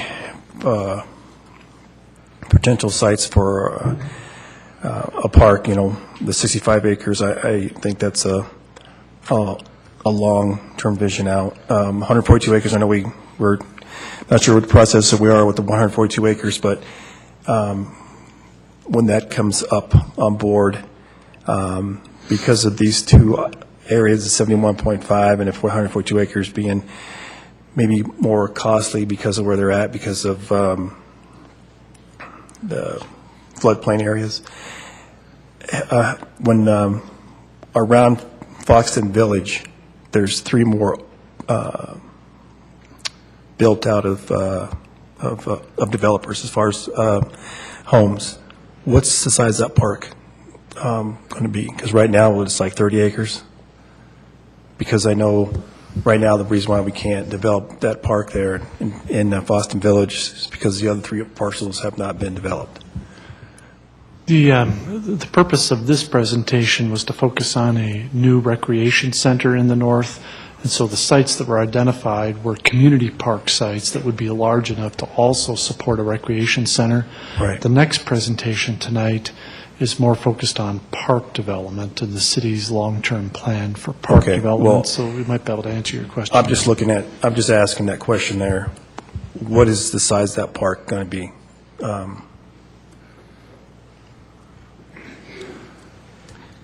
The exact acreage would be difficult to say right now. The Prairie Ways Action Plan describes neighborhood parks being approximately 20 acres in size, and through the development process, in some cases it's a negotiated park site, and the ultimate size is generally between 10 and 20 acres. Right now, we currently own 2.5 acres because roughly 1/4 of that square mile has actually been developed or has been entitled. So we would work with the other two landowners to try to get as close to 20 acres as possible. But until we actually do that, it would be difficult to say its exact size. I would say it would be no less than 10, though. Okay, I appreciate that. Thanks.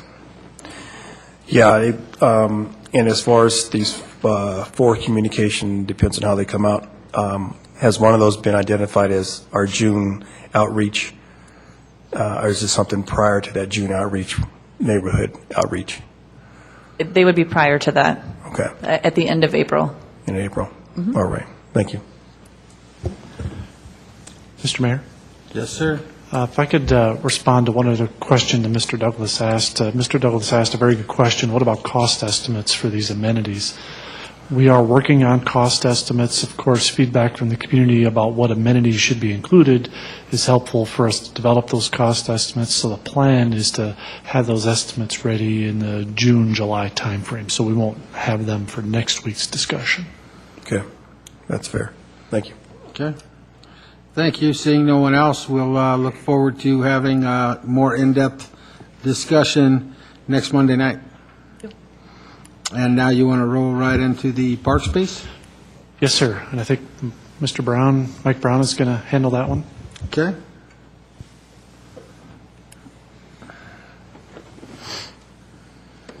Good evening, Honorable Mayor, members of City Council. Again, I'm Mike Brown. I'm the Parks Planning and Operations Manager in the Parks and Recreation Department. And I'm also here to talk to you about the Quality Community Initiative recommendations and staff's preliminary project analysis related to community parks and/or neighborhood parks. Excuse me. The schedule there that Ms. O'Donnell has already gone over, again, I would say the only addition I would have is that it's a very aggressive schedule, and it's really, we're trying to do two things. One, refine exactly what it is, of course, that citizens would like for us to actually build, and then from there, have some sort of a second phase of the public outreach to actually go out and ask them to support those projects. So the first part is really just about better refining what it is they want, and we're hoping to do that by the end of April, so the timeline is very quick, but we believe that we can get that good input.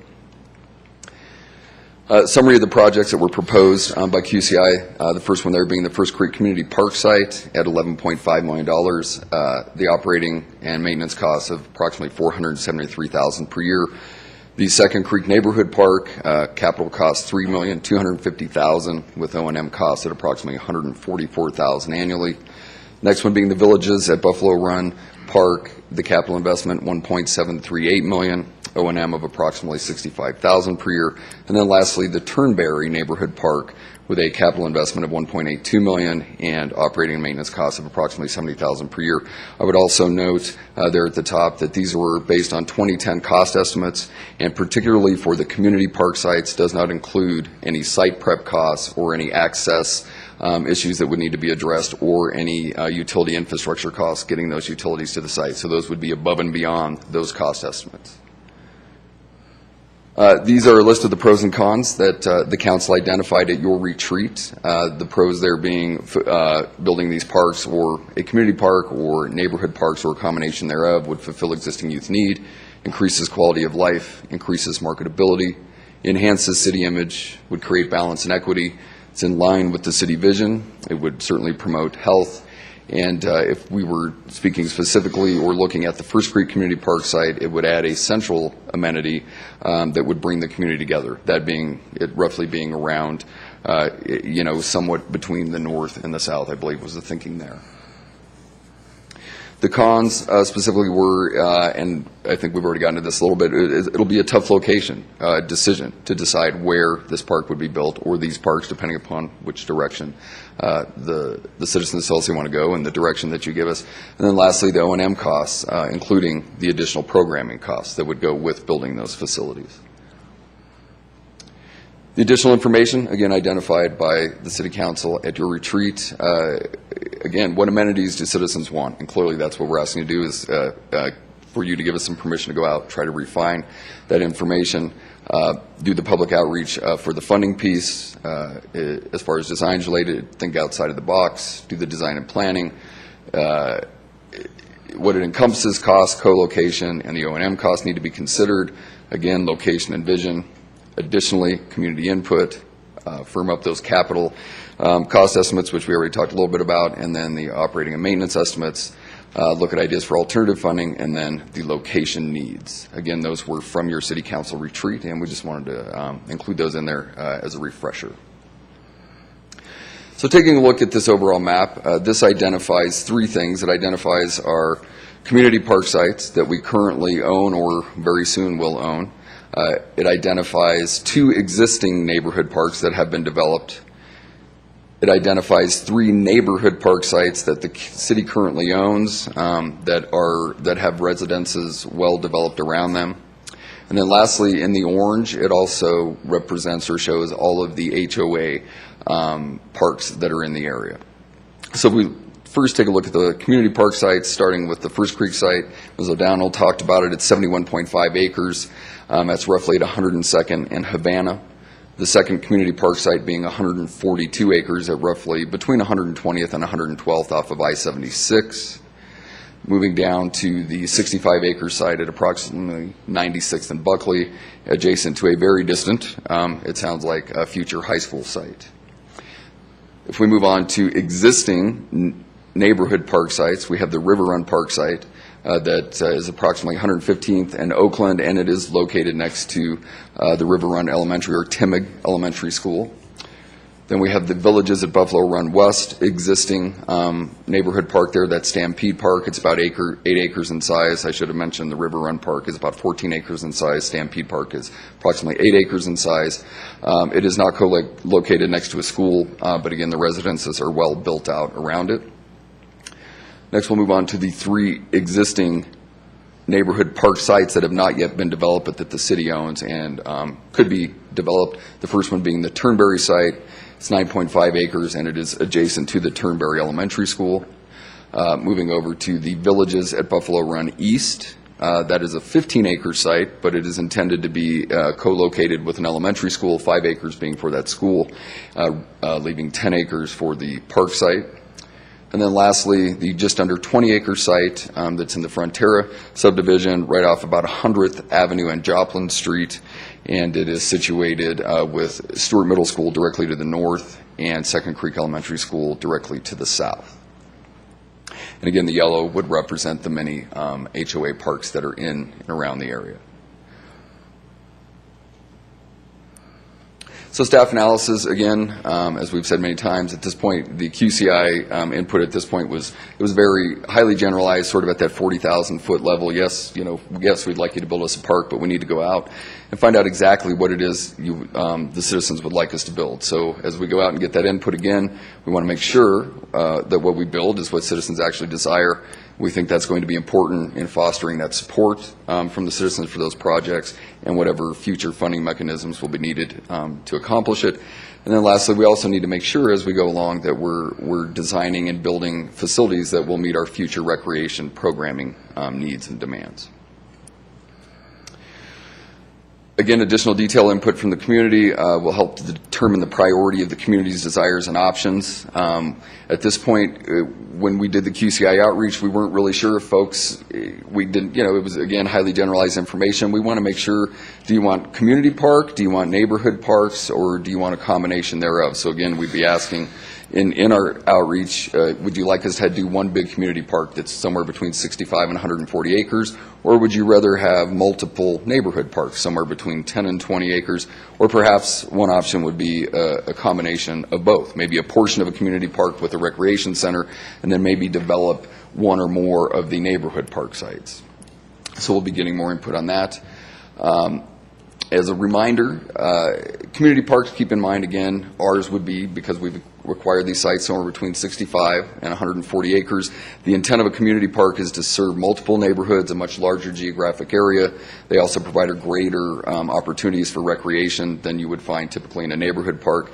In a community park, you're going to find large athletic field complexes where you have lit fields, and they're generally used for games. You're going to find those games every weeknight. You're going to find them on Saturdays, Sundays, et cetera. You'd probably have some court games there. Ideally, you would locate a large skate park in a community park. If there were an aquatic facility, a leisure pool that was outdoor, maybe in conjunction with a recreation center, you would find that at a community park. And of course, some other naturally things that generally you're going to find in any park, but walking paths, some natural areas. All of these community park sites have beautiful natural floodplain and trees and attractive landscaping, so we'd like to preserve some of that as well. And then lastly, this is where you would have your large community events or gatherings. A neighborhood park, again, little different in that it generally 10 to 20 acres in size. The intent is for it to serve the surrounding neighborhood within approximately 1/2 mile. The Prairieways Action Plan was very specific about locating those park and school sites roughly in the center of every square mile of residential development, with the intent being that that school and that park would become the focal point of the community. And again, those types of things located in just a neighborhood park. Again, less intense uses, but you're probably going to have some court games. You might have some practice fields, but they wouldn't be lit, and you would generally just kids in the neighborhood practicing on their specific team at those parks. Generally, they'll have a playground, some picnicking facilities, and then some sort of walking or jogging path around the perimeter. Again, low intense uses intended just specifically for the neighborhood. So again, if you take a look at the neighborhood park sites, I'm going to go over again both as a reminder the neighborhood sites and the community sites. Starting with neighborhood park sites, we have the 2 existing ones, Stampede and River Run, and then the 3 potential for development are the Turnberry site, the Frontera site, or sorry, the Villages East site, and then the Frontera site. For community parks, we have the First Creek site at 102nd and Havana, 142-acre site along Second Creek at roughly I-76 and 120th, and then lastly, the 65-acre site at 96th and Buckley.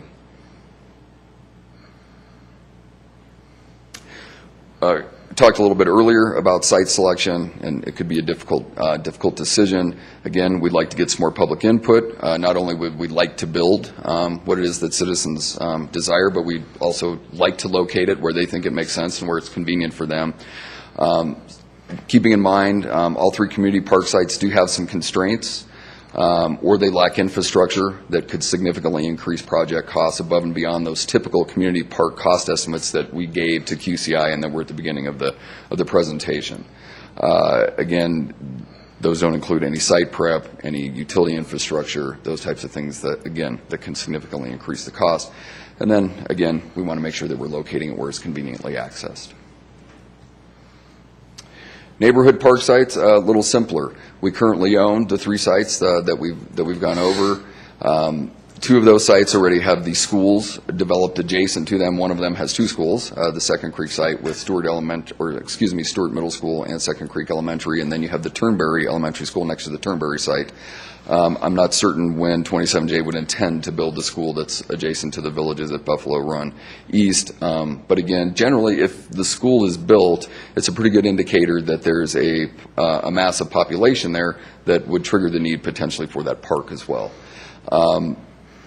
The nice thing about the neighborhood parks is that they have few constraints. They all have roads going to them, surrounding them, and they have water, sewer, power right to them, unlike the community park sites. And because they're embedded in those residential neighborhoods, they're easily accessed by those residents within their individual neighborhoods. So in summary, again, today or tonight, it's been a long process, and it started back in roughly 1999 with the Prairie Ways Action Plan being adopted by Council. In 2007, the Recreation Strategic Plan was adopted. The QCI outreach and recommendations that came to Council recently, your planning retreat, and then we have done just recently, in the recent weeks, the Parks and Recreation Department review and analysis. And then again this evening, we're hoping that City Council will give us the direction to move forward and seek that additional input from the citizens to identify specifically what it is they would like. And then we would refine those costs again, of course, and come back to you with those recommendations and those costs. So the next steps, as we've gone over before, we have that tight timeline in April. We really need to, by the end of April, try to get that refined input from the citizens, and then start that public outreach, and whereby communications will go out and start doing polling to see if there's support for these projects. And then lastly, while they're doing that, we'd need to produce those conceptual designs that actually better depict what it is they've told us that they would like us to build. And then once we know that, we can do better cost estimating than what we've currently done. But again, until we really know exactly what it is we're building, it's difficult to do both of those. So that would finish the process. So that, certainly I'm open to any questions, and would certainly like to know if there's any additional information that you need prior to your discussion next week. Does the council have any questions or comments for the Parks representatives? Mr. Douglas. Thank you, Mike. Next week at the study session, are there going to be the consultants going to be present there? We had not planned on the consultants being there, no. Okay. And as far as different suggestions as far as these parks, will we have input next week of what we like to see there? Maybe we could propose some things to the citizens as well. My understanding of your meeting next week will be to discuss the information that we presented tonight. Okay. And our intent will be to go out during that community outreach in April, where we will actually have boards and displays, visual aids that will help people understand the difference between a community park and a neighborhood park. We'll be asking those questions. Would you like to have one community park or several neighborhood parks, or a combination thereof? And we'll actually get to the point where we ask them and they can vote. Karen referred to the clickers. Ask them what specifically you would like to see in your neighborhood park, in your community park. So we believe that will actually provide the process whereby that input is gathered, and we're planning those for late April, probably the last week of April, those community outreach meetings. Okay, but just to add on, I mean, is there any, as far as council, interjecting as far as maybe putting some things out there that the community might want to see? Certainly. Okay. Yeah, absolutely. If council, I'm sorry, I misunderstood your question. If council has ideas that they would like us to take out, we will certainly do that. All right. Thank you. Mr. McEldowney. Thanks very much. And this would actually be a comment, I guess, for both of the presentations in terms of information to come back with for the study session. As I was thinking about your question here, it dawned on me that the same would apply to the recreation center question. We've talked a lot in the past about where to put a park and where does it make sense to put a park. And it's great to see on the graphics included the color contrasts to show the HOA parks versus the existing and the planned parks. One of the things that would be great is to see if we could work with the GIS team to try and do some layering to tell us about population and acreage. So, for example, if I think about, there's a stat that I picked up from the Reunion Metro District in terms of how much open park space effectively they have per resident, right? There's actually more park space in Reunion than there is yards per person or per residence in Reunion.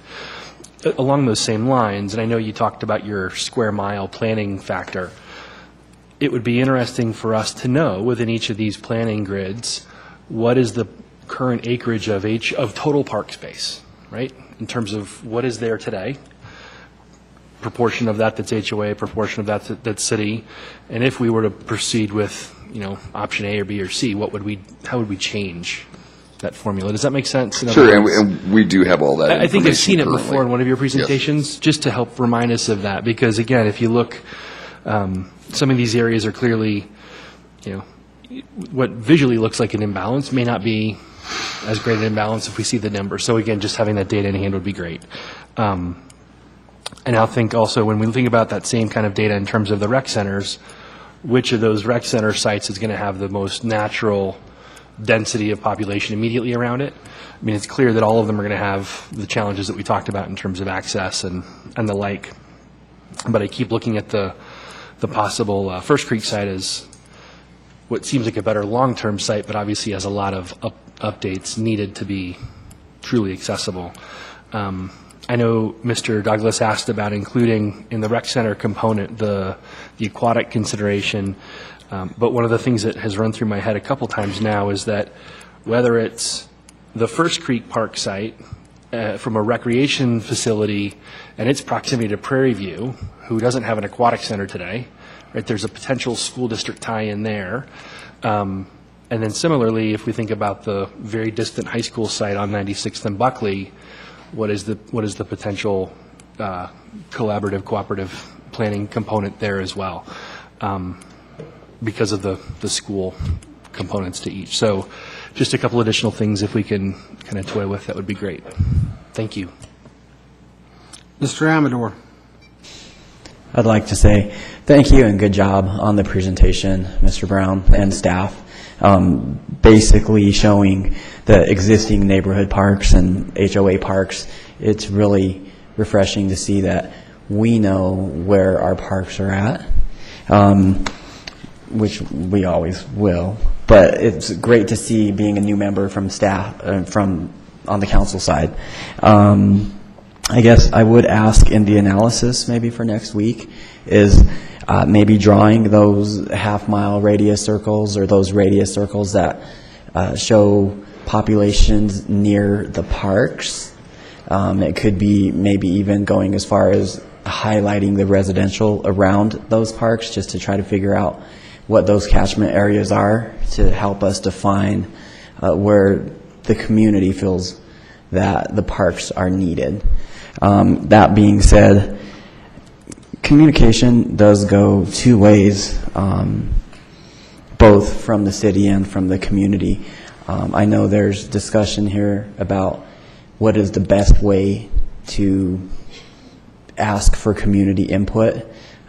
So I would hate to miss the opportunity to celebrate the diversity of our city. I know QCI did have community outreach both in English and in Spanish, so I just want to make sure that everyone is well represented. So thank you. Mr. Douglas. Sorry, keep pushing the wrong button. You know, when we start having these maps showing up in here, if just, I mean, I know we can see some of the trailheads here, but if we can start showing the trailheads throughout the city and how they connect, so when these future parks are put in, we can see how the connectivity is going to happen. That way people can see the existing trails where they already exist and then how close they are to our future parks. I appreciate that. Certainly. Seeing no one else. Wait a minute, Mr. Bullock. You always think your light's on and it's never on. Mr. Bullock. Thank you, Mr. Brown. I have an interesting question. How big is Stampede Park? The entire site is just around 9 acres. A couple acres of it, though, is actually a retention detention pond, so actual developed usable park is right at that 7-acre mark. Okay, how much of that is in a floodplain? None of that site is within the floodplain. Okay, what is the proximity of Stampede Park to First Creek Park or the Vaughn Property Park that we were talking about, 142 acres? A stone's throw to the west. Okay, what would be, if the rec center, because it's not in a floodplain and because it has such good proximity to that park, a rec center being built there and that park site, instead of for a park site, be the recreation center site that is adjacent to a large park site? I mean, would that be feasible, or could it be shown, or is that 7 acres too small of an acreage for a recreation center? I believe theoretically that you could probably locate the building there. I think the challenge would be the existing road infrastructure to get to it, as well as the impact it would probably have on the neighborhood. But we're going to have we're going to have an access problem if we were to use First Creek Park too, because we would have to basically work on that access also, because right now there is basically very limited access to that site, correct? Do you mean the one at 102nd and Havana, or the one at 112th or 120th and I-76? 120th and I-76, 112th, 20th. That's Second Creek, yeah. That's Second Creek, yes. I'm sorry. That's fine. Yeah, there is access to the site. We have 2 access points. They're just not ideal for public access at this point, so that will be a big challenge for that particular site. But it's something that I'm sure engineering can fix everything and money can fix everything, but we have to do that analysis. And that's one of the things we'll be having the consultants do over the next month, and hope to have those available by the end of April, what those costs are going to be to access that site.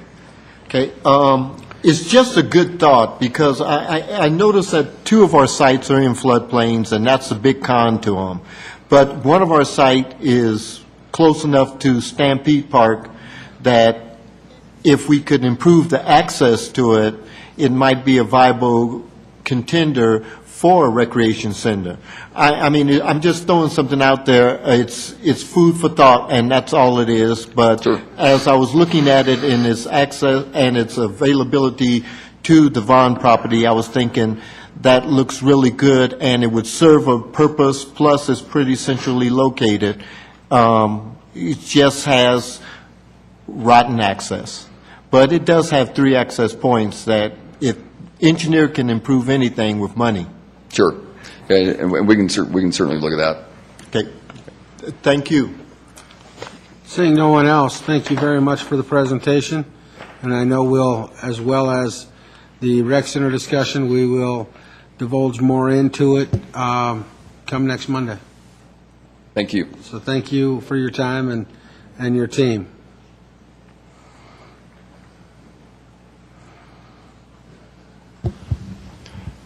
And, Mr. Mayor, as we've done at the previous study session, we'll have a summary of the information presented tonight to help facilitate your discussion next Monday night. Thank you. Thank you. Next item on the agenda is administrative council business, and I have a couple myself before we get into Mr. McBroom's piece. I'd like to, Councilman Carson, your light's on. Do you have something for administrative business? Yeah, I was wondering if we could get the Water District to come in and give us a presentation with all the reports we're hearing of all the cities and the drought, the way it's going to affect everyone, and so what we as residents would be looking at. I think that is manageable. Mr. Hayes, would you please look into that? Thank you. First, I wanted to mention a letter that I received from a resident this evening, and I want to have staff look into it and follow up with the council. Apparently, there are a lot of these push-type carts in the neighborhoods selling ice creams, and some of them selling corn on the cob out of coolers in shopping buggies, like a Walmart shopping buggy. A lot of times they're showing up on weekends, and I know it's a violation of our ordinance, and I would like to make sure that it's looked into. It's apparently becoming a concern for some of our neighbors, and have the staff follow up. I will give the staff a letter, the letter that I received, so that you can also read it and make sure there's proper follow-up as to the efforts that our code enforcement will make to ensure that the problem is being looked into. Next, I received several phone calls this last week concerned with houses being renovated, improvements being made, things of this nature that are not being permitted properly. If there's proper oversight, and the concern from the resident is that the council has agreed to allow staff to be more lenient upon these type of things, and I don't recall this council ever discussing becoming more lenient upon our policies that require permitting of improvements to be done on homes, or to be more lenient upon pursuing compliance with our codes. So I wanted to dispel that rumor in public. And if there's a council member who would disagree with me that we have directed staff to become more lenient, I would gladly allow them the opportunity to speak at this time. But I think it's important with a rumor like that being out there that we dispel that immediately. There has been no direction from this council to ask the staff to be more lenient when they are enforcing our permit requirements and or our code enforcement requirements. So with that dispelled, I also have an email and a letter by email form that I have forwarded on to Mr. Hayes, the Assistant City Manager, and Mr. McBroom as the City Manager, that we will have some discussion on, and will also require additional follow-up with the residents that have concern that this is the case. So help with dispelling that rumor right off the bat.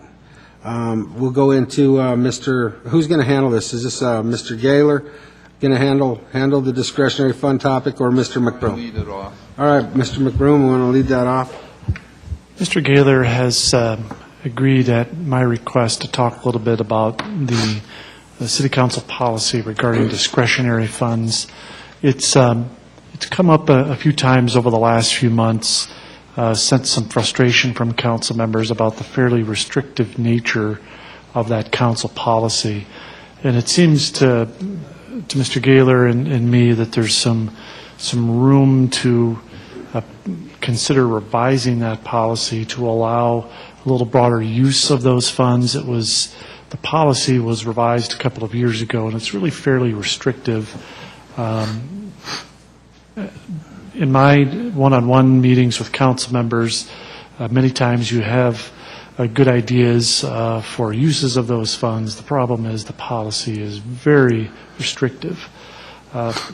So it's my suggestion to put it on the agenda tonight and have Mr. Gaylor talk about it a little bit and see if there's interest on council's part in having us research that a little bit. We don't necessarily have a recommendation for you tonight, but it certainly seems to me there's plenty of room to revise that policy and still have it well within the bounds of reasonableness on use of city funds for legitimate city business. So with that, I'll turn it over to Mr. Gaylor. Thanks, Brian.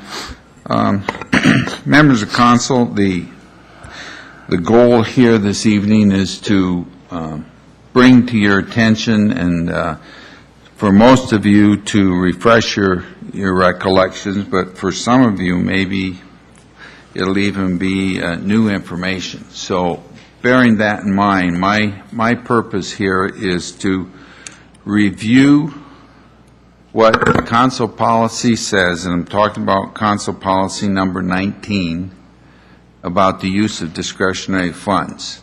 So bear with me if I'm repeating things that some of you already know, but I think it is in the best interest of all of us to review what we have on the books now, with the idea that you may want to consider amending this council policy as you deem appropriate. So I'm going to begin by reviewing what we have now, and I think it would be good if I got through it, and then you could ask the questions, because you may have questions that I will answer ultimately during the discussion. So let's begin by recognizing that the council policy is very specific, that you first of all have allocated the sum of $1,500 per calendar year for expenditures from these discretionary funds, and that's the operative word here. For expenditure from discretionary funds, and what are those authorized expenditures?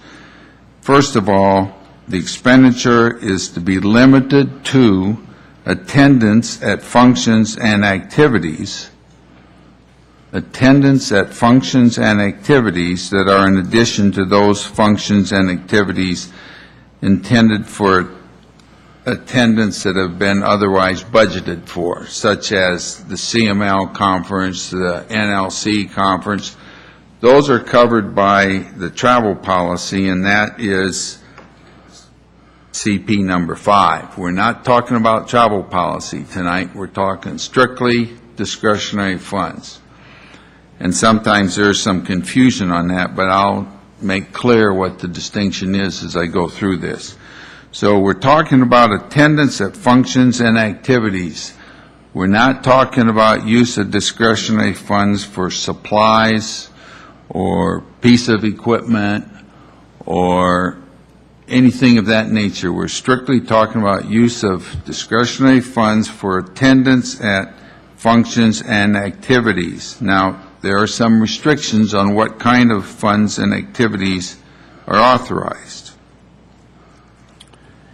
First of all, they have to be any function and activity that we're talking about is only authorized if it is for the benefit of the City of Commerce City, is in the public interest for the City of Commerce City, or serves a public purpose for the City of Commerce City.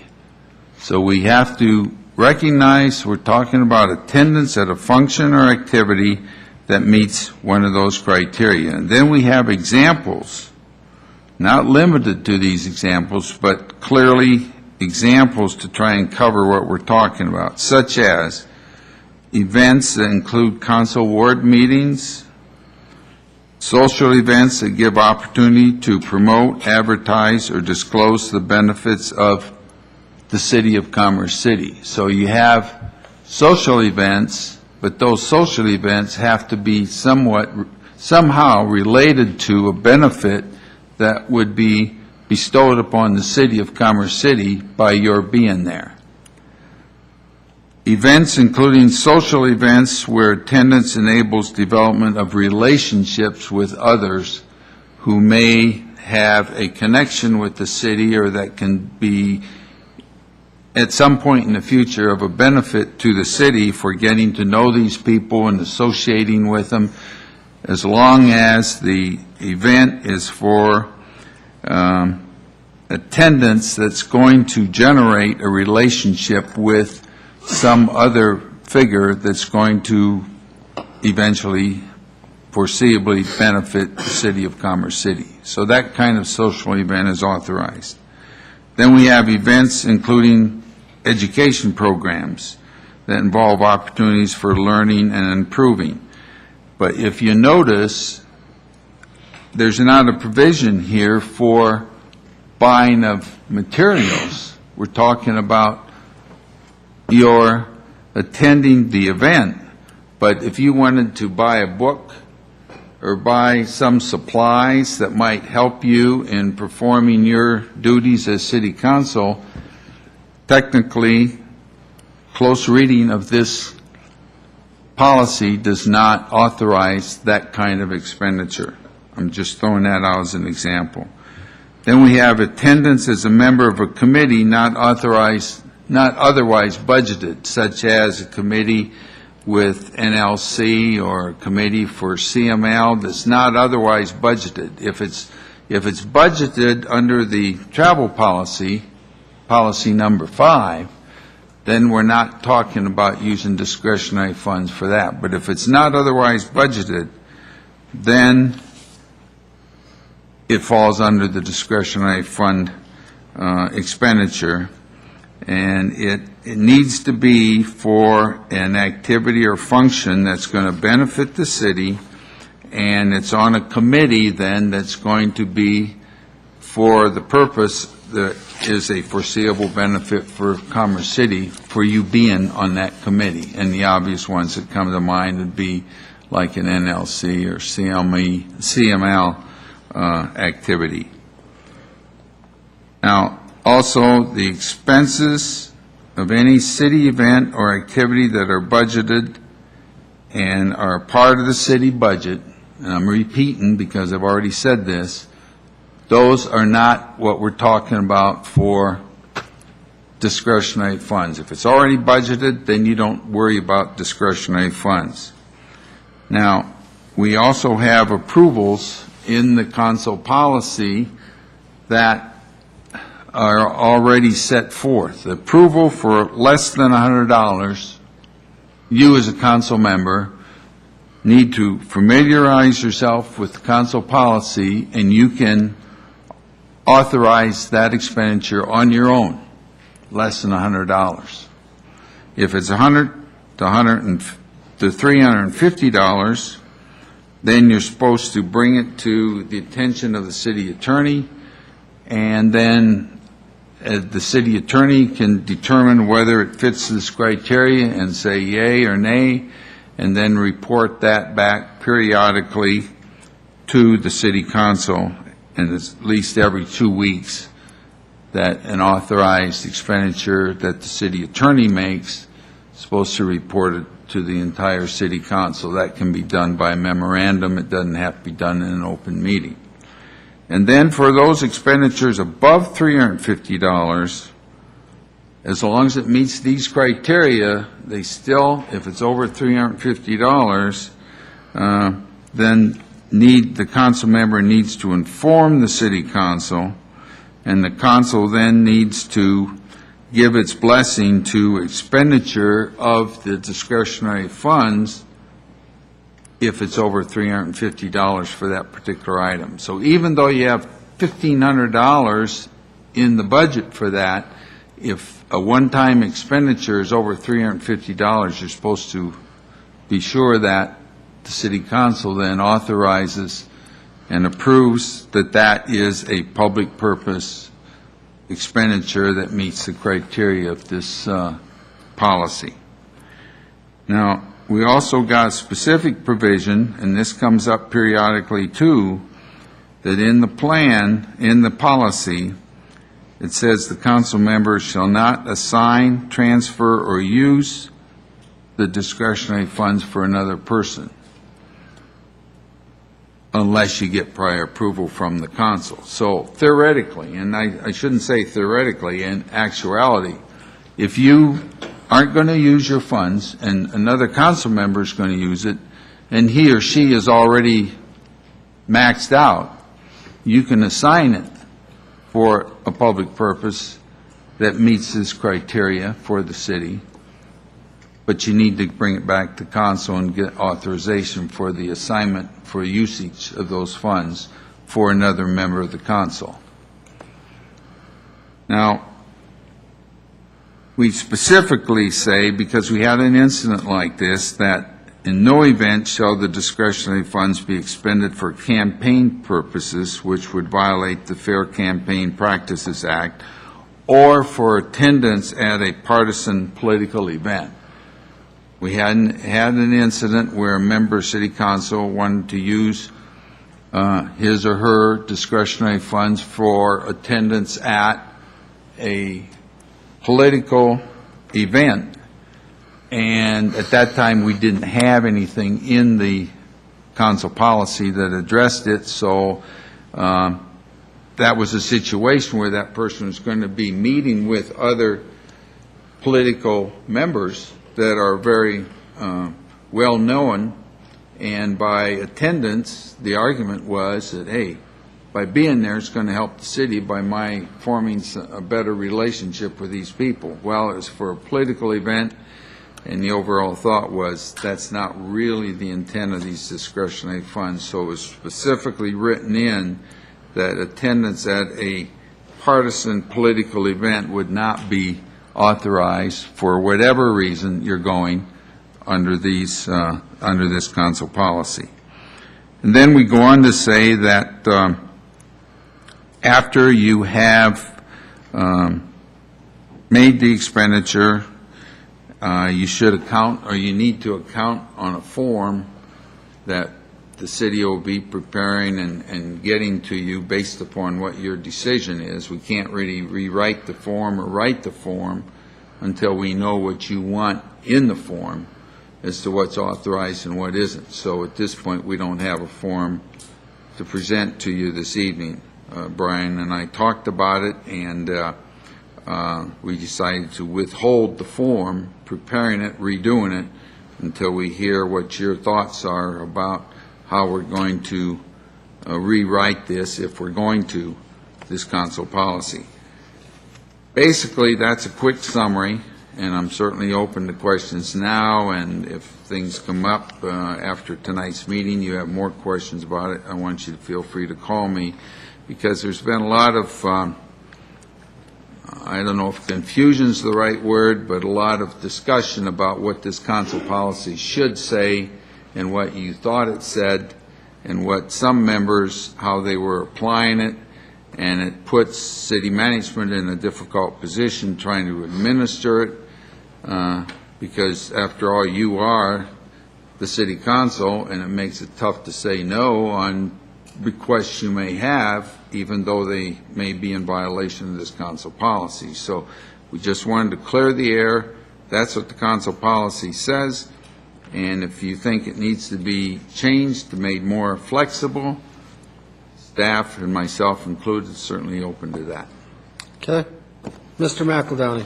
I'm going to see if I can make a comment that can save us from further discussion on this tonight. I think there's a lot that's just been run through, and I think your points were excellent, but without having something to reference as it was reviewed, made it a little difficult, I think, for everyone to digest the breadth and depth of what we're talking about. I mean, we're talking again here about a policy that's been out there for some time. Everybody's seen it.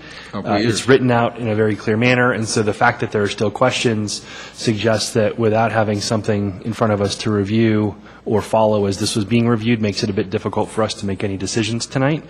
I would suggest that in conjunction with the proposed form, a simple summary of the policy that does away with the policy ease version of it that can be used as a quick reference guide, if you will. Travel policy, discretionary funds, if this, then this, if this, then this. Put that together. Let's have this discussion in the study session and review that rough output, and then we can weigh in on any outstanding questions that might still be present to determine any changes that might be needed to the policy or the administration of the policy. That would be my suggestion if council would support that. Okay. Mr. Benson. Yes, I think that one of the reasons why Bob wants to explain this to us is that a couple of years ago, under the previous administration, we had the mayor and the mayor pro tem wanting to give the balance of their discretionary funds to the school district. And of course, that doesn't meet the definition under any circumstances. And I like the definition the way it is now. I mean, if you're doing something on behalf of the city, then it's covered. If it's not doing some good for the city, it's not covered. I do wonder about, seems like every time we go to an event, if there are any written materials, they're given to us. They're already included. I don't know, anybody been to an event where you were asked to buy a book or some materials? Yes. Okay. But I think that's unusual. No, there are some events that... Hang on a second. I don't want to get into a cross-contamination of the floor here. So we'll let Mr. Benson finish. And please, Mr. Benson, direct your interest forward as a body of a council and try to refrain from asking questions of the council, please. And then I'll give Mr. Bullock a chance after he pushes his button to speak. Right, I think if that happens, it's a rare occurrence. I know I've been to several events, both put on by the city, where the city's paid the fare, and other organizations have paid the fare. I've never been asked to pay anything extra for materials. That might be something we could vote on. I'd probably vote for it if it happens, but I've just never had that occur. That's all I have. Mr. Douglas? Yes, Bob, I know last year, I took a trip on NLC, and I had to disclose as far as the prices, everything's going to be hotel, air, and all that. And then coming back, having that, because this was supposed to come out of my discretionary funds. And when I came back later on, they decided to replenish that because there was a travel budget, and that fell underneath the travel budget. So are we, because we never hashed that out. So if we could somehow undo the wrinkles in that, because that really, there was no conclusion on that. We just decided to take that money, and it was underneath our travel budget, $7,000, whatever it was. It fell underneath that criteria, but then the money was replenished back into discretionary funds. So, yeah. If I may, Mr. Mayor? Yes, sir. Councilman Douglas points out the whole issue. There's an interplay between the travel and the discretionary funds. And specifically, as an example, if you have travel monies and it's budgeted, but you're over, but it's for a city purpose, okay, now you can be talking about using discretionary funds with this criteria here. I mean, that's an example of what you're talking about. And I think that is readily addressed by the existing policy. What isn't addressed, and believe me, I just used the supplies and materials as a guide, but I mean, you can extend that to if, for example, you have a situation where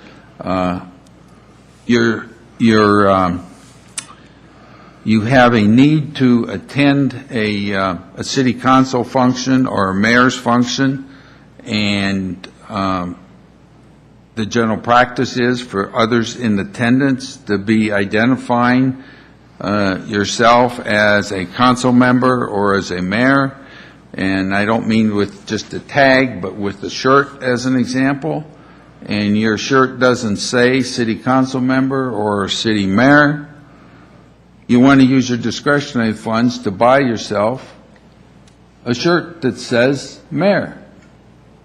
But technically, under this regulation, under this council policy, you're not permitted to do that because only attendance at the function are you allowed to use your discretionary funds. You can't use it for any supplies or any type of other activity that might be connected with the attendance. And I'm just throwing out examples, but that's why I think there's some merit in taking another look and maybe broadening that one definition as to what this thing is saying.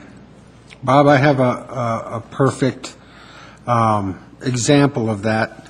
I was emailed an opportunity to attend an outside event for successful development of a stormwater utility funding program.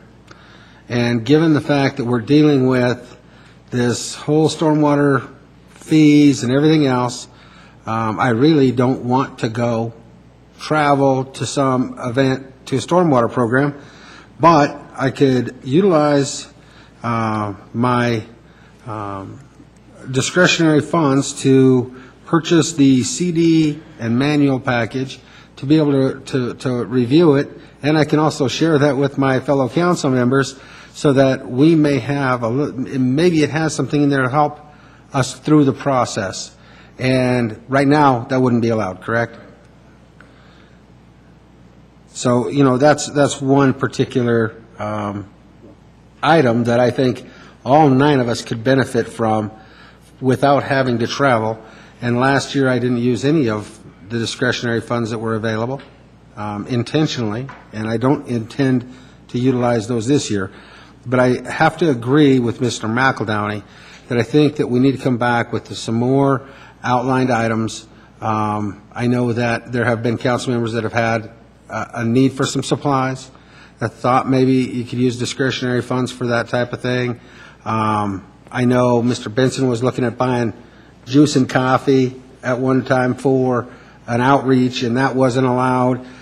So not that I don't think that the guidelines are great. I think that it's important that we're very responsible with the taxpayers' money, but I think there do come little needs that restrict the council from being able to do things like that.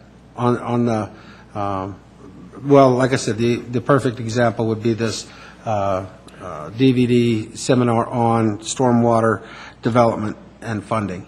So with that, I'll move on to Mr. Bullock. Yes, though the instances are rare when you go to a conference and you have to buy material or they request that you buy material, myself, Mr. Douglas, Mr. McEldowney, Mr. Hayes, and Mr. McBroom went to a conference last year at the Holiday Inn on Quebec Street, and some of the booklets were given away and some of them were up for sale. And because of the fact that discretionary funds weren't available to be used, if we wanted to buy some of those books, we would have had to use our own money. And some of them were worthwhile to the purpose that we were there for. So it is a rare instance that you do go to a conference and they sell different books, but it does happen. Mr. Mayor, and I just want to emphasize for the council that I think our definition that it has to be for a purpose that's a benefit to the city, that is a good definition, and that I would strongly recommend we keep. It's just how you administer what is for the benefit of Commerce City, you should look at and consider enlarging. And I think along with Councilman McEldowney's suggestion, I'm certainly ready to summarize for you and send you out a memo summarizing what this council policy says, and then, of course, you can read it for yourself, but at least my summary might be helpful. I think it will be, and I think that this discussion should start at the study session level. So we'll move forward from there. Mr. McEldowney has his light on. I'll let you have one more shot at it. I was just going to add to my earlier comment, within your summary, just any recommendations based on examples, right? So as with our land development code or any of our policies, right, we establish them based on the very best intentions and all the information and insights we have at that time. Those policies evolve, and we regularly see planning come up with suggested modifications. This would and should act no differently, so put forward some example scenarios that have caused us to think differently about the policy and what might be a suggested modification of that policy, and I think then we can review that at a study session and take action on it accordingly. Thank you. Mr. Benson. Well, it's not on this issue, it's on another two issues. That's the end of this issue? Go ahead and, it's a council policy issue or administrative? Yes. Okay. Yes. Now's the time. It sort of tags on to the discretionary funds issue, in that we've got the shopping center convention coming up in about 6 weeks, and I would like to be able to use my discretionary funds to go to that convention. And I know we've got money budgeted for 5. That's already in the budget. I don't think I used any of my discretionary funds last year either, although I might be, but I don't recall doing that. I would just like to use that this year, and I've talked to the mayor, I've talked to Mr. McBroom, Mr. Hayes. I could be of assistance by accompanying them to ICSC. I'd just like to be able to do that in about 6 weeks. But I need to have council approval to spend $1,500 doing it, because that's what, actually it's more than that, but whatever it is more than that, I'll pay it.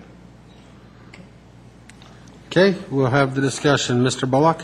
I would just like to make a motion, and unless there is more discussion, in previous councils, we have promised Mr. Benson for about 2 or 3 years that he was going to be one of the participants to the ICSC, and each time he got to the finish line, they hit the finish line on him.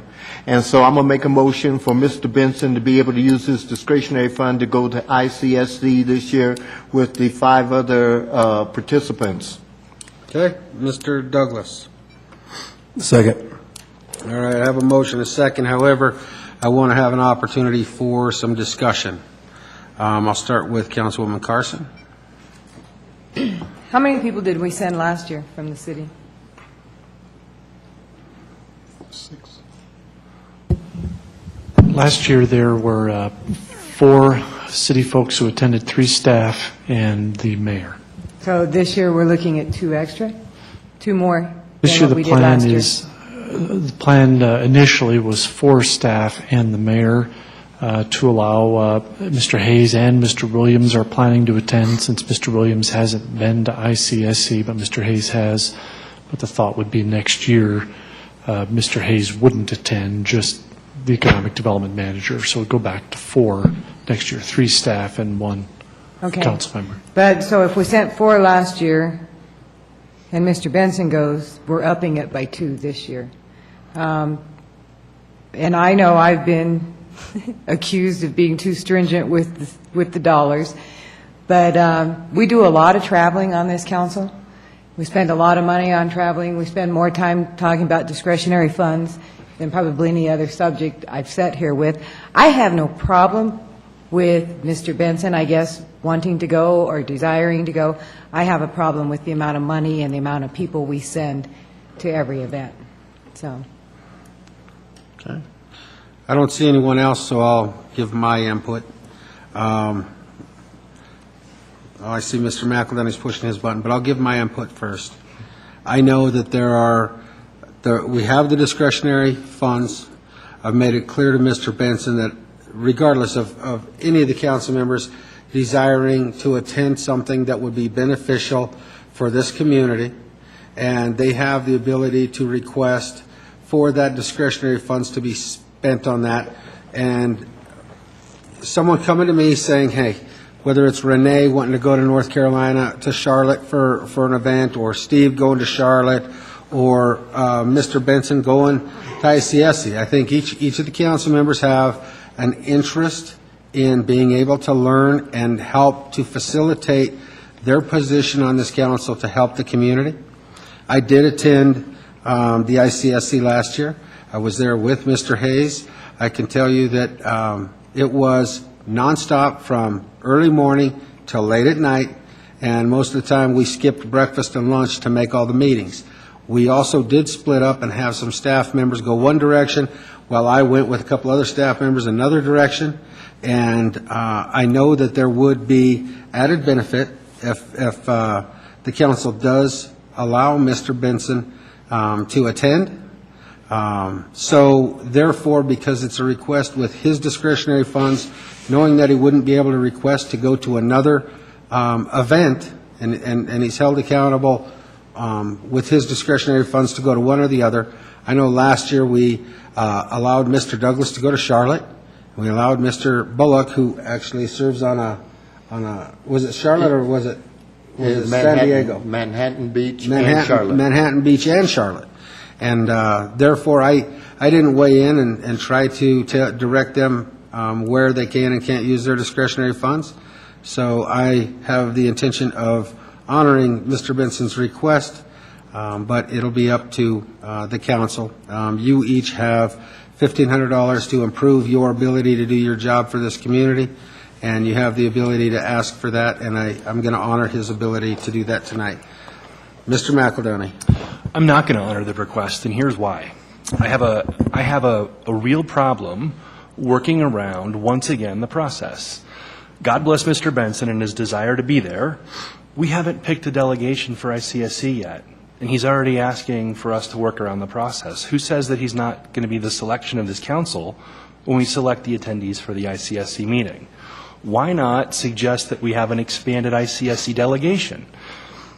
It seems that rather than work with council to try and identify how to be part of the solution, we are constantly talking about how to accommodate, through special circumstances, something for Mr. Benson.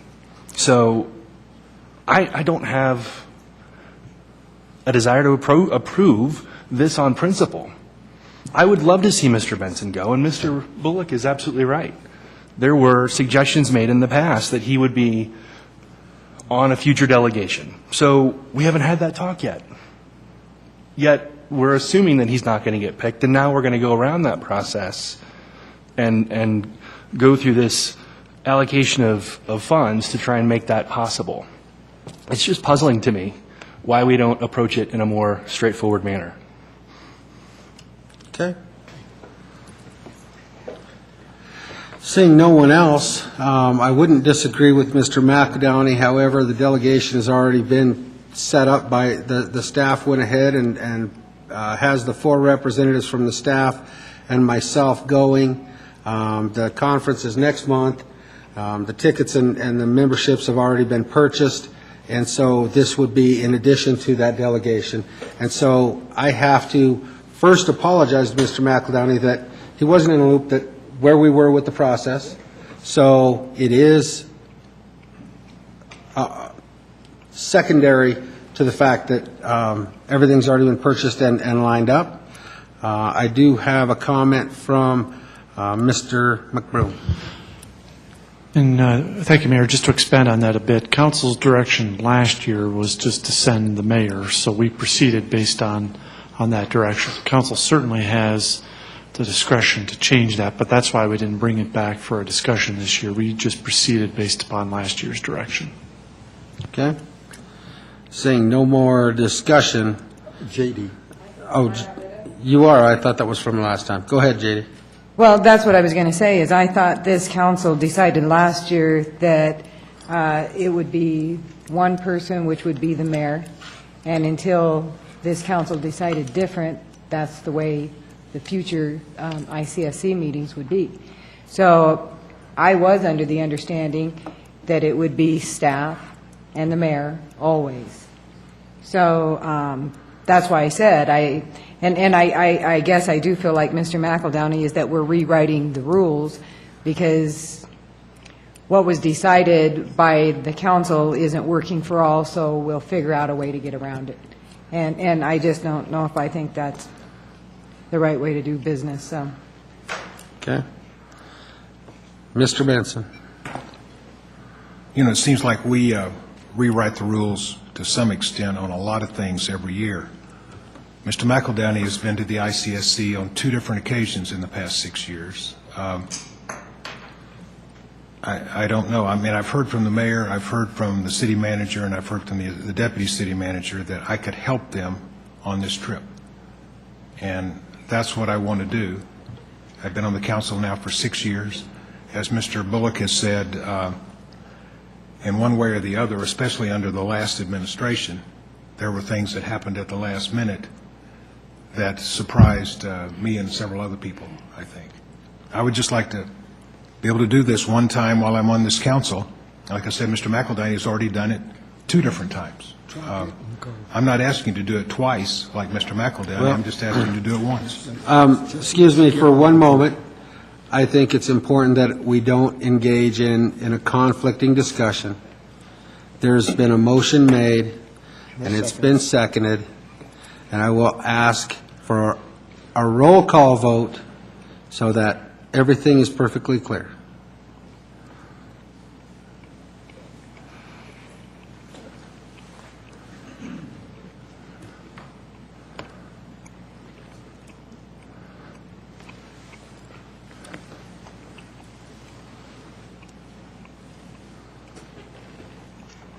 Jason, vote again.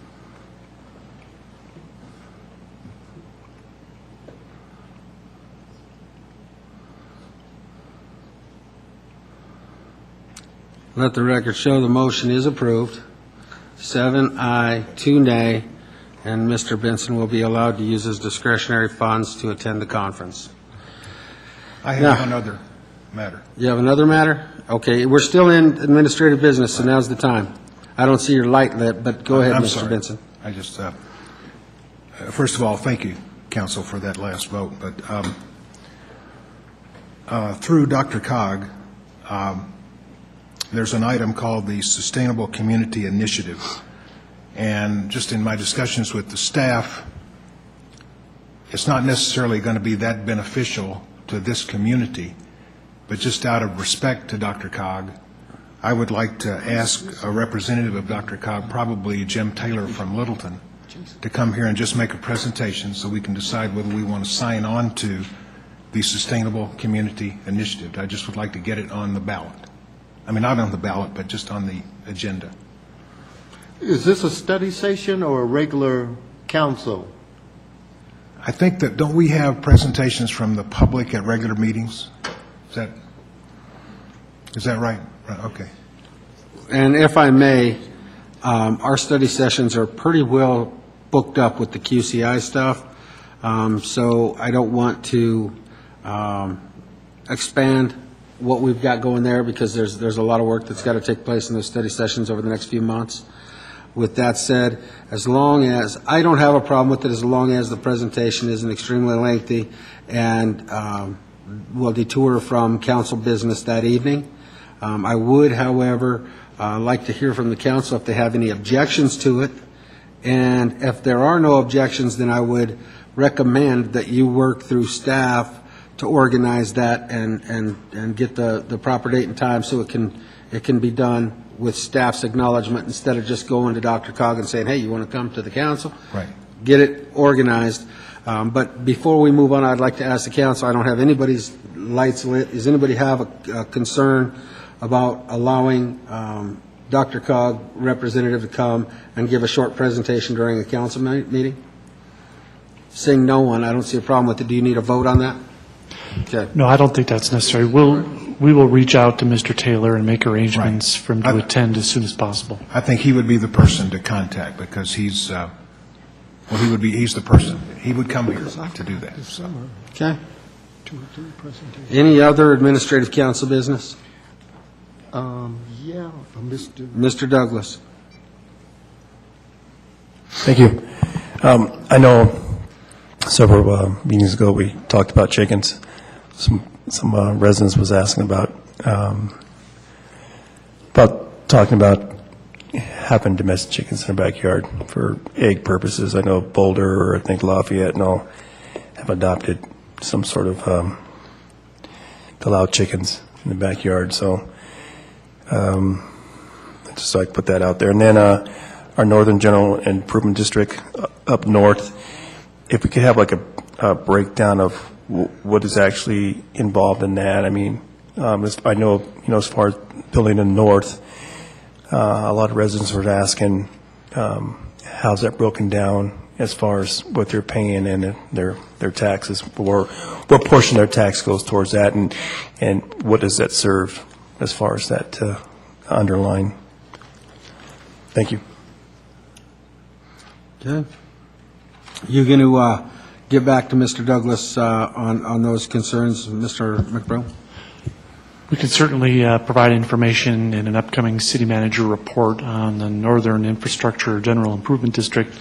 The issue of chickens has come up. I think, if I'm not mistaken, Mr. McEldowney was contacted recently by a resident who also expressed an interest.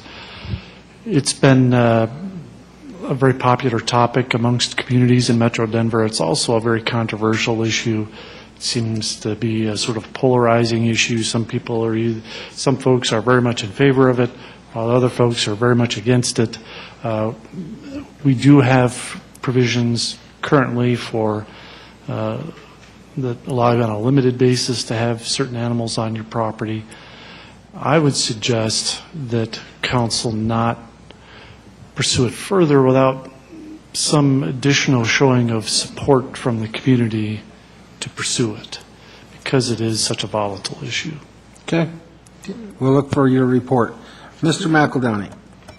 On the subject of the domestic chickens, I was contacted, as Mr. McBroom mentioned, and the guidance that I gave the citizen was that she should look into ordinances established by other communities, and if she had a coalition of individuals that felt similar to that they should come forward via citizen communication and ask council to take the matter up further, but I haven't heard any further communication from other citizens on that matter. I know Denver has, I guess in the not too distant past, considered this matter, but there are as many cons as there are pros to it. So again, I would follow Mr. McBroom's guidance and say that we've got some real priority issues that we should put in front of us at the moment, and if this comes up through a citizen initiative, then we would deal with it at that point. I don't disagree. Is there any other administrative business to come before us this evening? I got reports. Seeing none. Going to reports, Mr. McBroom. Thank you, Mr. Mayor. We sent out via email just prior to the meeting tonight. Actually, it might have been while we were in the executive session. This Monday's edition of the City Manager Report, listing of city-led events and third-party events.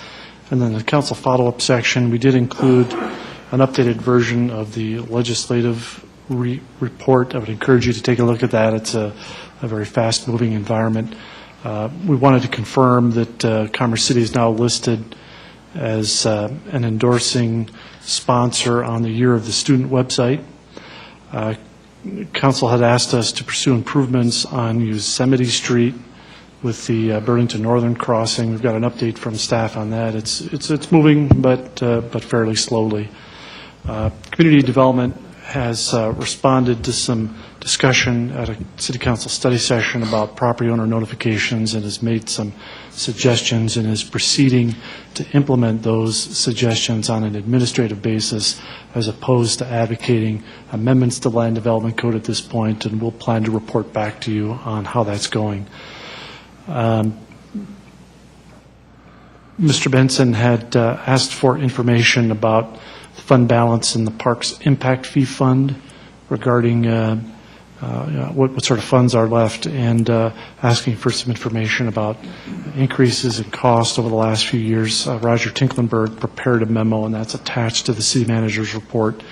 Ms. Carson's comments earlier in the meeting about water restrictions are very timely. We're hearing the same thing. We know the Water District is considering some restrictions, and as soon as they've decided what they plan to do in that regard, we'll certainly get that information out, and if possible, have them attend to explain that to council. We also included what we call our single-family permit reports. We produce internally reports to track new single-family permits and which neighborhood those permits are being issued in. We thought it was good information for City Council because the numbers are up. We're ahead of where we thought we would be. We've issued 91 single-family permits through the first 3 months of the year. If that trend were to continue, it would be well over 300 for the year, which is a very encouraging sign about the strength of the housing market in Commerce City. So there's a lot of additional information in that report. The key number is that the total so far to date is higher than we expected. And as we've done in the past, we've included a look ahead on the City Council work schedule and some correspondence from Tri-State on an upcoming outreach effort. So we're happy to answer any questions after the meeting about any of the information. Great, thank you. And just a couple of pieces on the water restriction, number one. I do know that Denver, I don't know if they call it their Tier 2 water restriction plan or what. I know it's their second line of defense on water restrictions, has been enacted by Denver. And since South Adams County purchases 5,000 acre feet a year from Denver for municipal use in Commerce City, that the South Adams will be expected to comply with some restrictions of some sort. And I think if we have the Water District here, they can go into a little more detail of what that means to our residents. But I would expect some form of restrictions to come forward to be in compliance with Denver. Mr. Gaylor. Yes, I'd like to thank the City Council, City Management, and City staff for thinking of my wife Terry and me during this very difficult time. My daughter from Baltimore is staying with us for now, and that helps me immensely. So I'm not planning to take off any time from the city, and I'll continue with my duties as city attorney full-time, as long as my daughter is here. And the news regarding my wife is quite positive. We don't have any firm answers at this point, but things are a lot better, looking a lot better than they were 10 days ago. On a second note, I want the council to know that I met with Tracy Jones regarding training for the Housing Authority, and I'm pleased to tell you that the Housing Authority was very receptive to having training by CIRSA, and that process is being undertaken, and I'm helping to get that set up for the Housing Authority. That's the extent of my report. Good. I'm glad that that worked out. I think it's important that we continue to make sure that our boards and commissions are all trained in what their responsibilities are as members of those boards and commissions. And I'd like to encourage all the boards and commissions to have that training from Tammy Tenoy so that they know what the parameters of their position allow and don't allow. So I would request that we reach out to all the boards and commissions and offer that training to allow them to become more involved in understanding of their position. And with that said, I also want to tell you, Mr. Gaylor, best wishes to you and your family through these hard times, and it's very understandable if you do need a little time off, and I know that you have support here from the other attorneys, and it's, unexpected health issues do arise, and I think it's important that you know from me that if you need some time off to be with your wife and your family during some tough issues dealing with health, that I think it's important that you spend that time with your family. So I know that you're always here and that you're very adamant about doing your job, but please take note that I think it's important if you need some time, don't hesitate to ask. Thank you. Now I'll move into my reports. First item I want to talk a little bit about is Highway 2, my concerns with the maintenance and the fact that if the city ever does try to work out an agreement to take that over and to try to get any type of funding for maintenance over a period of time, right now, I don't know as though they're spending any money on maintenance. And I still am recommending that staff prepare a letter for the state of Colorado, CDOT, to ask them to upgrade and improve their maintenance of Highway 2. It's the one major highway that joins the two parts of our community, and I don't want to see any more of our residents getting hurt because of lack of maintenance of that road. So if the council doesn't have an objection to it, I'd like to direct the staff to prepare a letter to go to CDOT with the concerns, primarily the shouldering and the lack of maintenance when it comes to snow removal during storms, especially since we lost another life on that road this last snowstorm. I want to make sure they get my point in the fact that they need to be more responsive to the needs of our residents on that highway. Council, have any concerns with me approaching that in that manner? Do we need a motion for that, or? Do you want a motion for that, Bob, to do Who that? do you want to sign this letter? Do you I'll want sign it. you to sign it? Then we should have a motion from the council to authorize you to sign that. Okay, Mr. Bullock? I make a motion for the mayor to send a letter to CDOT on the concerns on Highway 2. Mr. McEldowney? I would add to that a comment that with regard to the shouldering, I know I raised that issue some months ago, and I believe staff was taking that to CDOT. So again, we haven't seen any evidence of any forward progress, and I noticed recently that it looks like more of the reflector poles have been knocked over.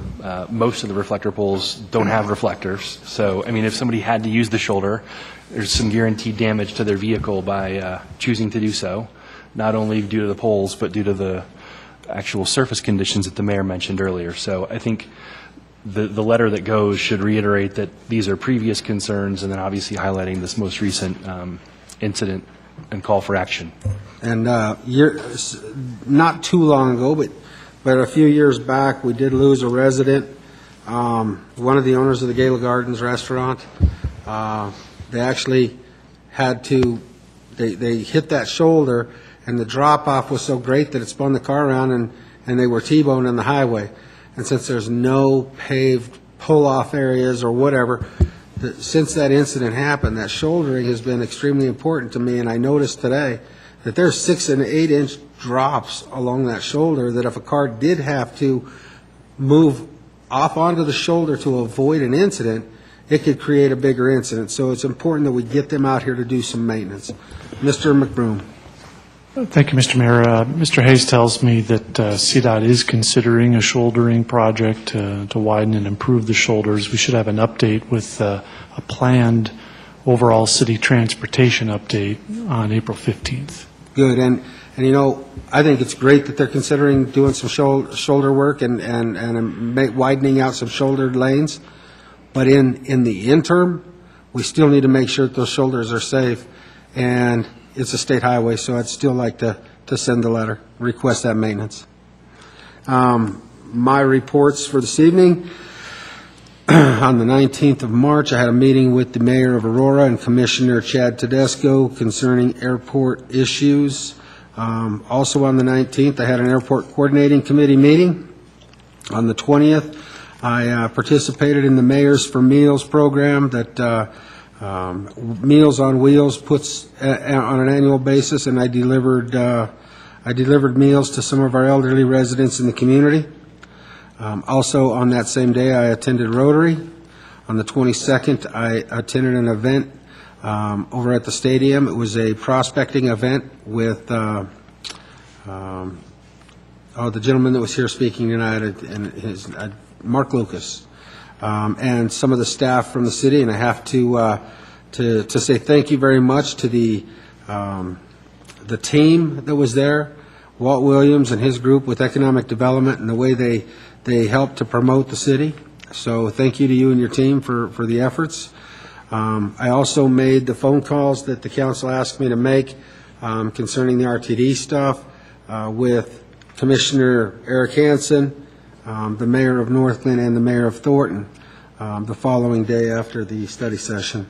I met again with Mayor Hogan from Aurora on the 26th. I also, later in the day, met with Chaz Tedesco, Commissioner of Adams County, on the 26th. And in the evening on the 26th, I attended the Commerce City Explorer Banquet, Police Explorer Banquet. It was a great event. The police department did a great job of putting it together, and I think it's great that we're allowing youth in our community to learn how to become a police officer and to engage in our community. On the 27th, I attended Rotary. On the 27th, I also met with the Family Auto Care folks over on Highway 2. They're having some issues with the U-Haul truck rental part of their business. And just for a quick update to the council, apparently our LDC doesn't allow rental of U-Hauls within a commercial zone district. However, it is very much a commercial use, and the last U-Haul business that we had was about 53rd in Quebec in a C3 zone district. I don't know why our LDC is doesn't take that into consideration. However, if we were to land a Walmart, or I'm sorry, not a Walmart, but a Home Depot that also rents trucks and equipment into a commercial zone, they'd run into the same type of problem. So I've asked the Assistant City Manager to prepare a study session to discuss the LDC on the requirements of zoning for rental of trucks and trailers for U-Haul uses, and we'll be hopefully seeing that soon, but that's what my meeting with those folks was about. I attended the NADA meeting on the 28th. Also on the 28th, I met with Pastor Marlon Bender, who his intention is to build a church. They've acquired property in the Bell Creek subdivision, and now may have an interest in looking at a facility that's already built. Also on the 28th, I met with Diane Evans, who is the owner of Derby Tire, and had a discussion about the corner property with Mr. Hayes.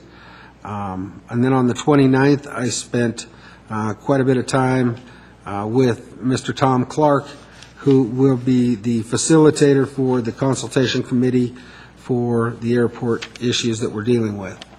And if I missed anything, council is welcome to chime in on my reports. Mr. Benson? You know, I just had a question about, I've got on my calendar, do we have an airport coordinating committee executive session tomorrow morning? We have the Airport Coordinating Committee executive session tomorrow, yes. Okay, And great. also tomorrow is the RTD bus tour of the North Line.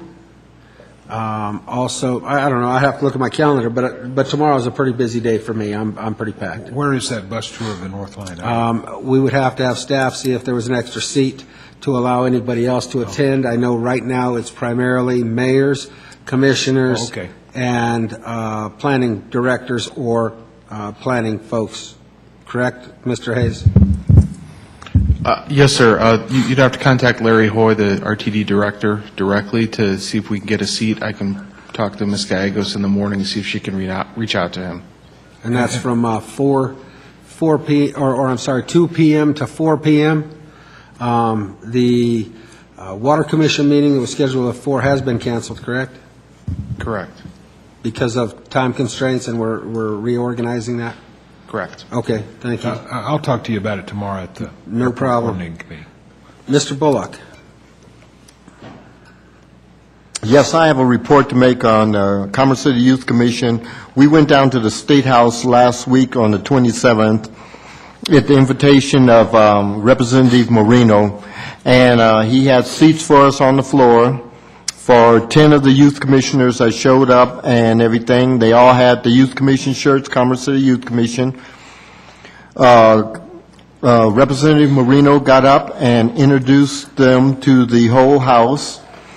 And then we sat down there for a couple hours and listened to all the different bills that were being pursued and initiated, and it was great argument that day, because a lot of the things they talked about with HOAs and different oil and gas issues that you saw in the paper the next day, we were sitting right through. They then had lunch down there. I had to leave at noon to come to Rotary meeting. But our youth commission just thought it was the greatest thing since sliced bread to be down there, and the attention that they received from the House of Representatives. I also want to mention to any of the council with children or grandchildren that the Fishing Frenzies this Saturday, April 6th, from 8 to 12:30, out at the Rocky Mountain Wildlife Preserve, and the weather's going to be great. We also know the Education Expo's that same day, so we're going to be stretched thin. Tomorrow morning at 7 o'clock is at North Metro breakfast at the, I know what the name of the place, what? Noah's Event Center out on 120th and Bradburn. And we have a table that I think is already filled up, but council people that just want to put a bug in your ear that don't forget, 7 o'clock, so we should be at home in bed now. That's my report. And I will be joining you in the morning at Noah's at 7 o'clock. And you know what? There's no rest for the wicked, Mr. Bullock. Or the weary. And I'm the weary. Before I close out this meeting, I do want to say happy birthday to Councilwoman Elliott. Yesterday was your birthday. Happy birthday. Happy birthday. Happy birthday. And if there be no further business to come before this council this evening, we are adjourned. But don't go anywhere, 'cause we have the GID meetings coming up. However, this mayor needs to take a short pause. So we'll take a 2-3 minute break and be right back to start the GID meeting. Nice. Good call. Thanks. Can we stretch?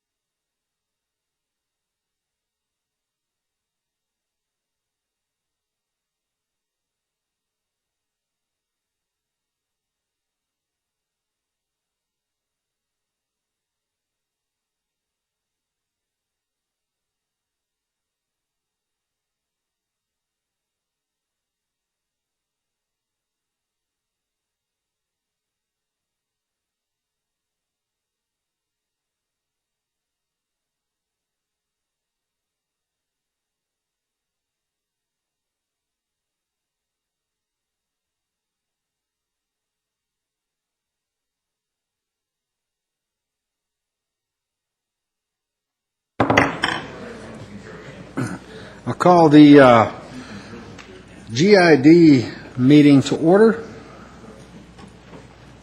and have the secretary please call the roll. Here. Here. Benefit, there are no buttons to push on this meeting. Hello, here. Councilman and Board Member Amador, Yes. Board Member Benson, Boardwoman Carson, Present.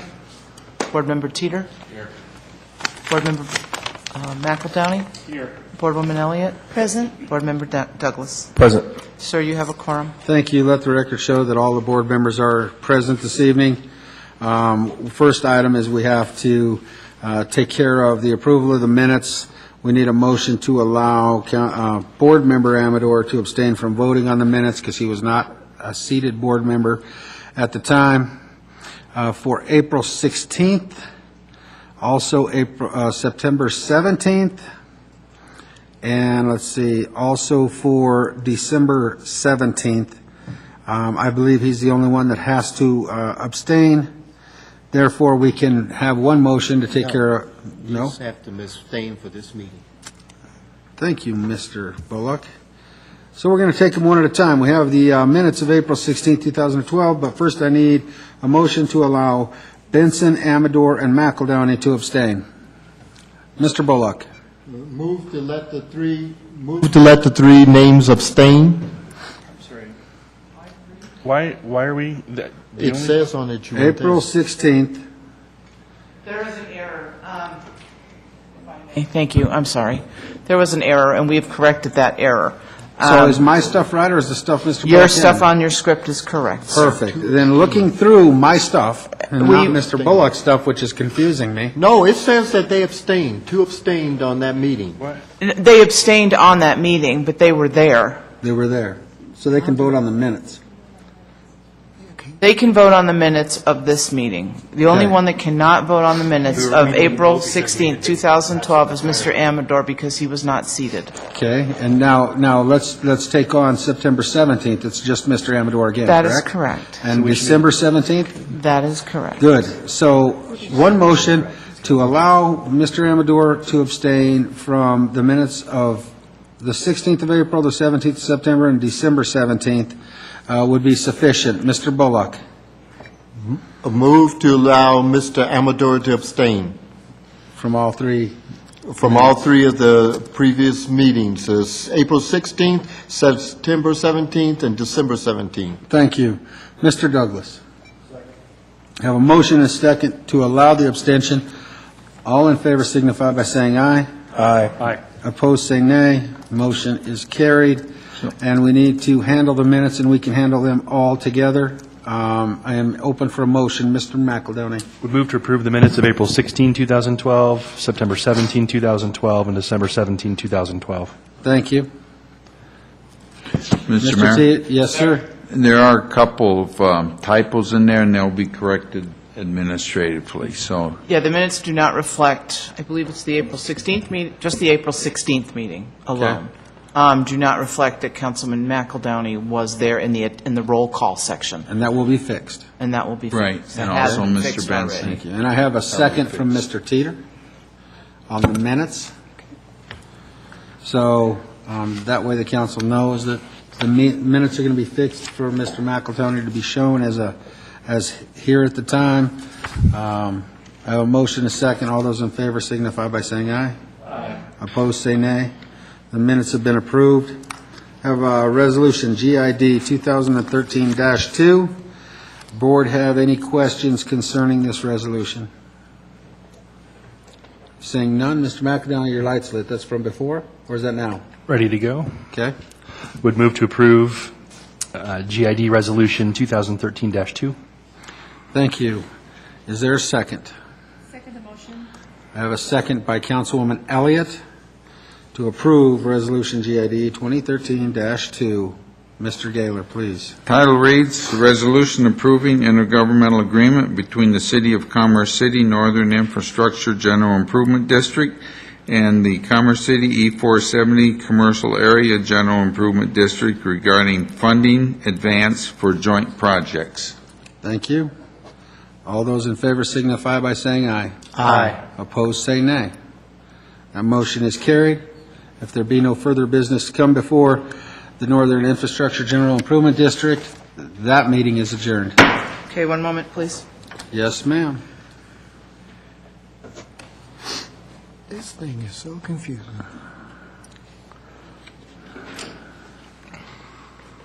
Go. Okay, I would now like to open the meeting of the ECAGID board meeting. I'd ask the secretary to call the roll. Ford, Here. Bullock, Here. Douglas, Elliott, McEldowney, Here. Teeter, Here.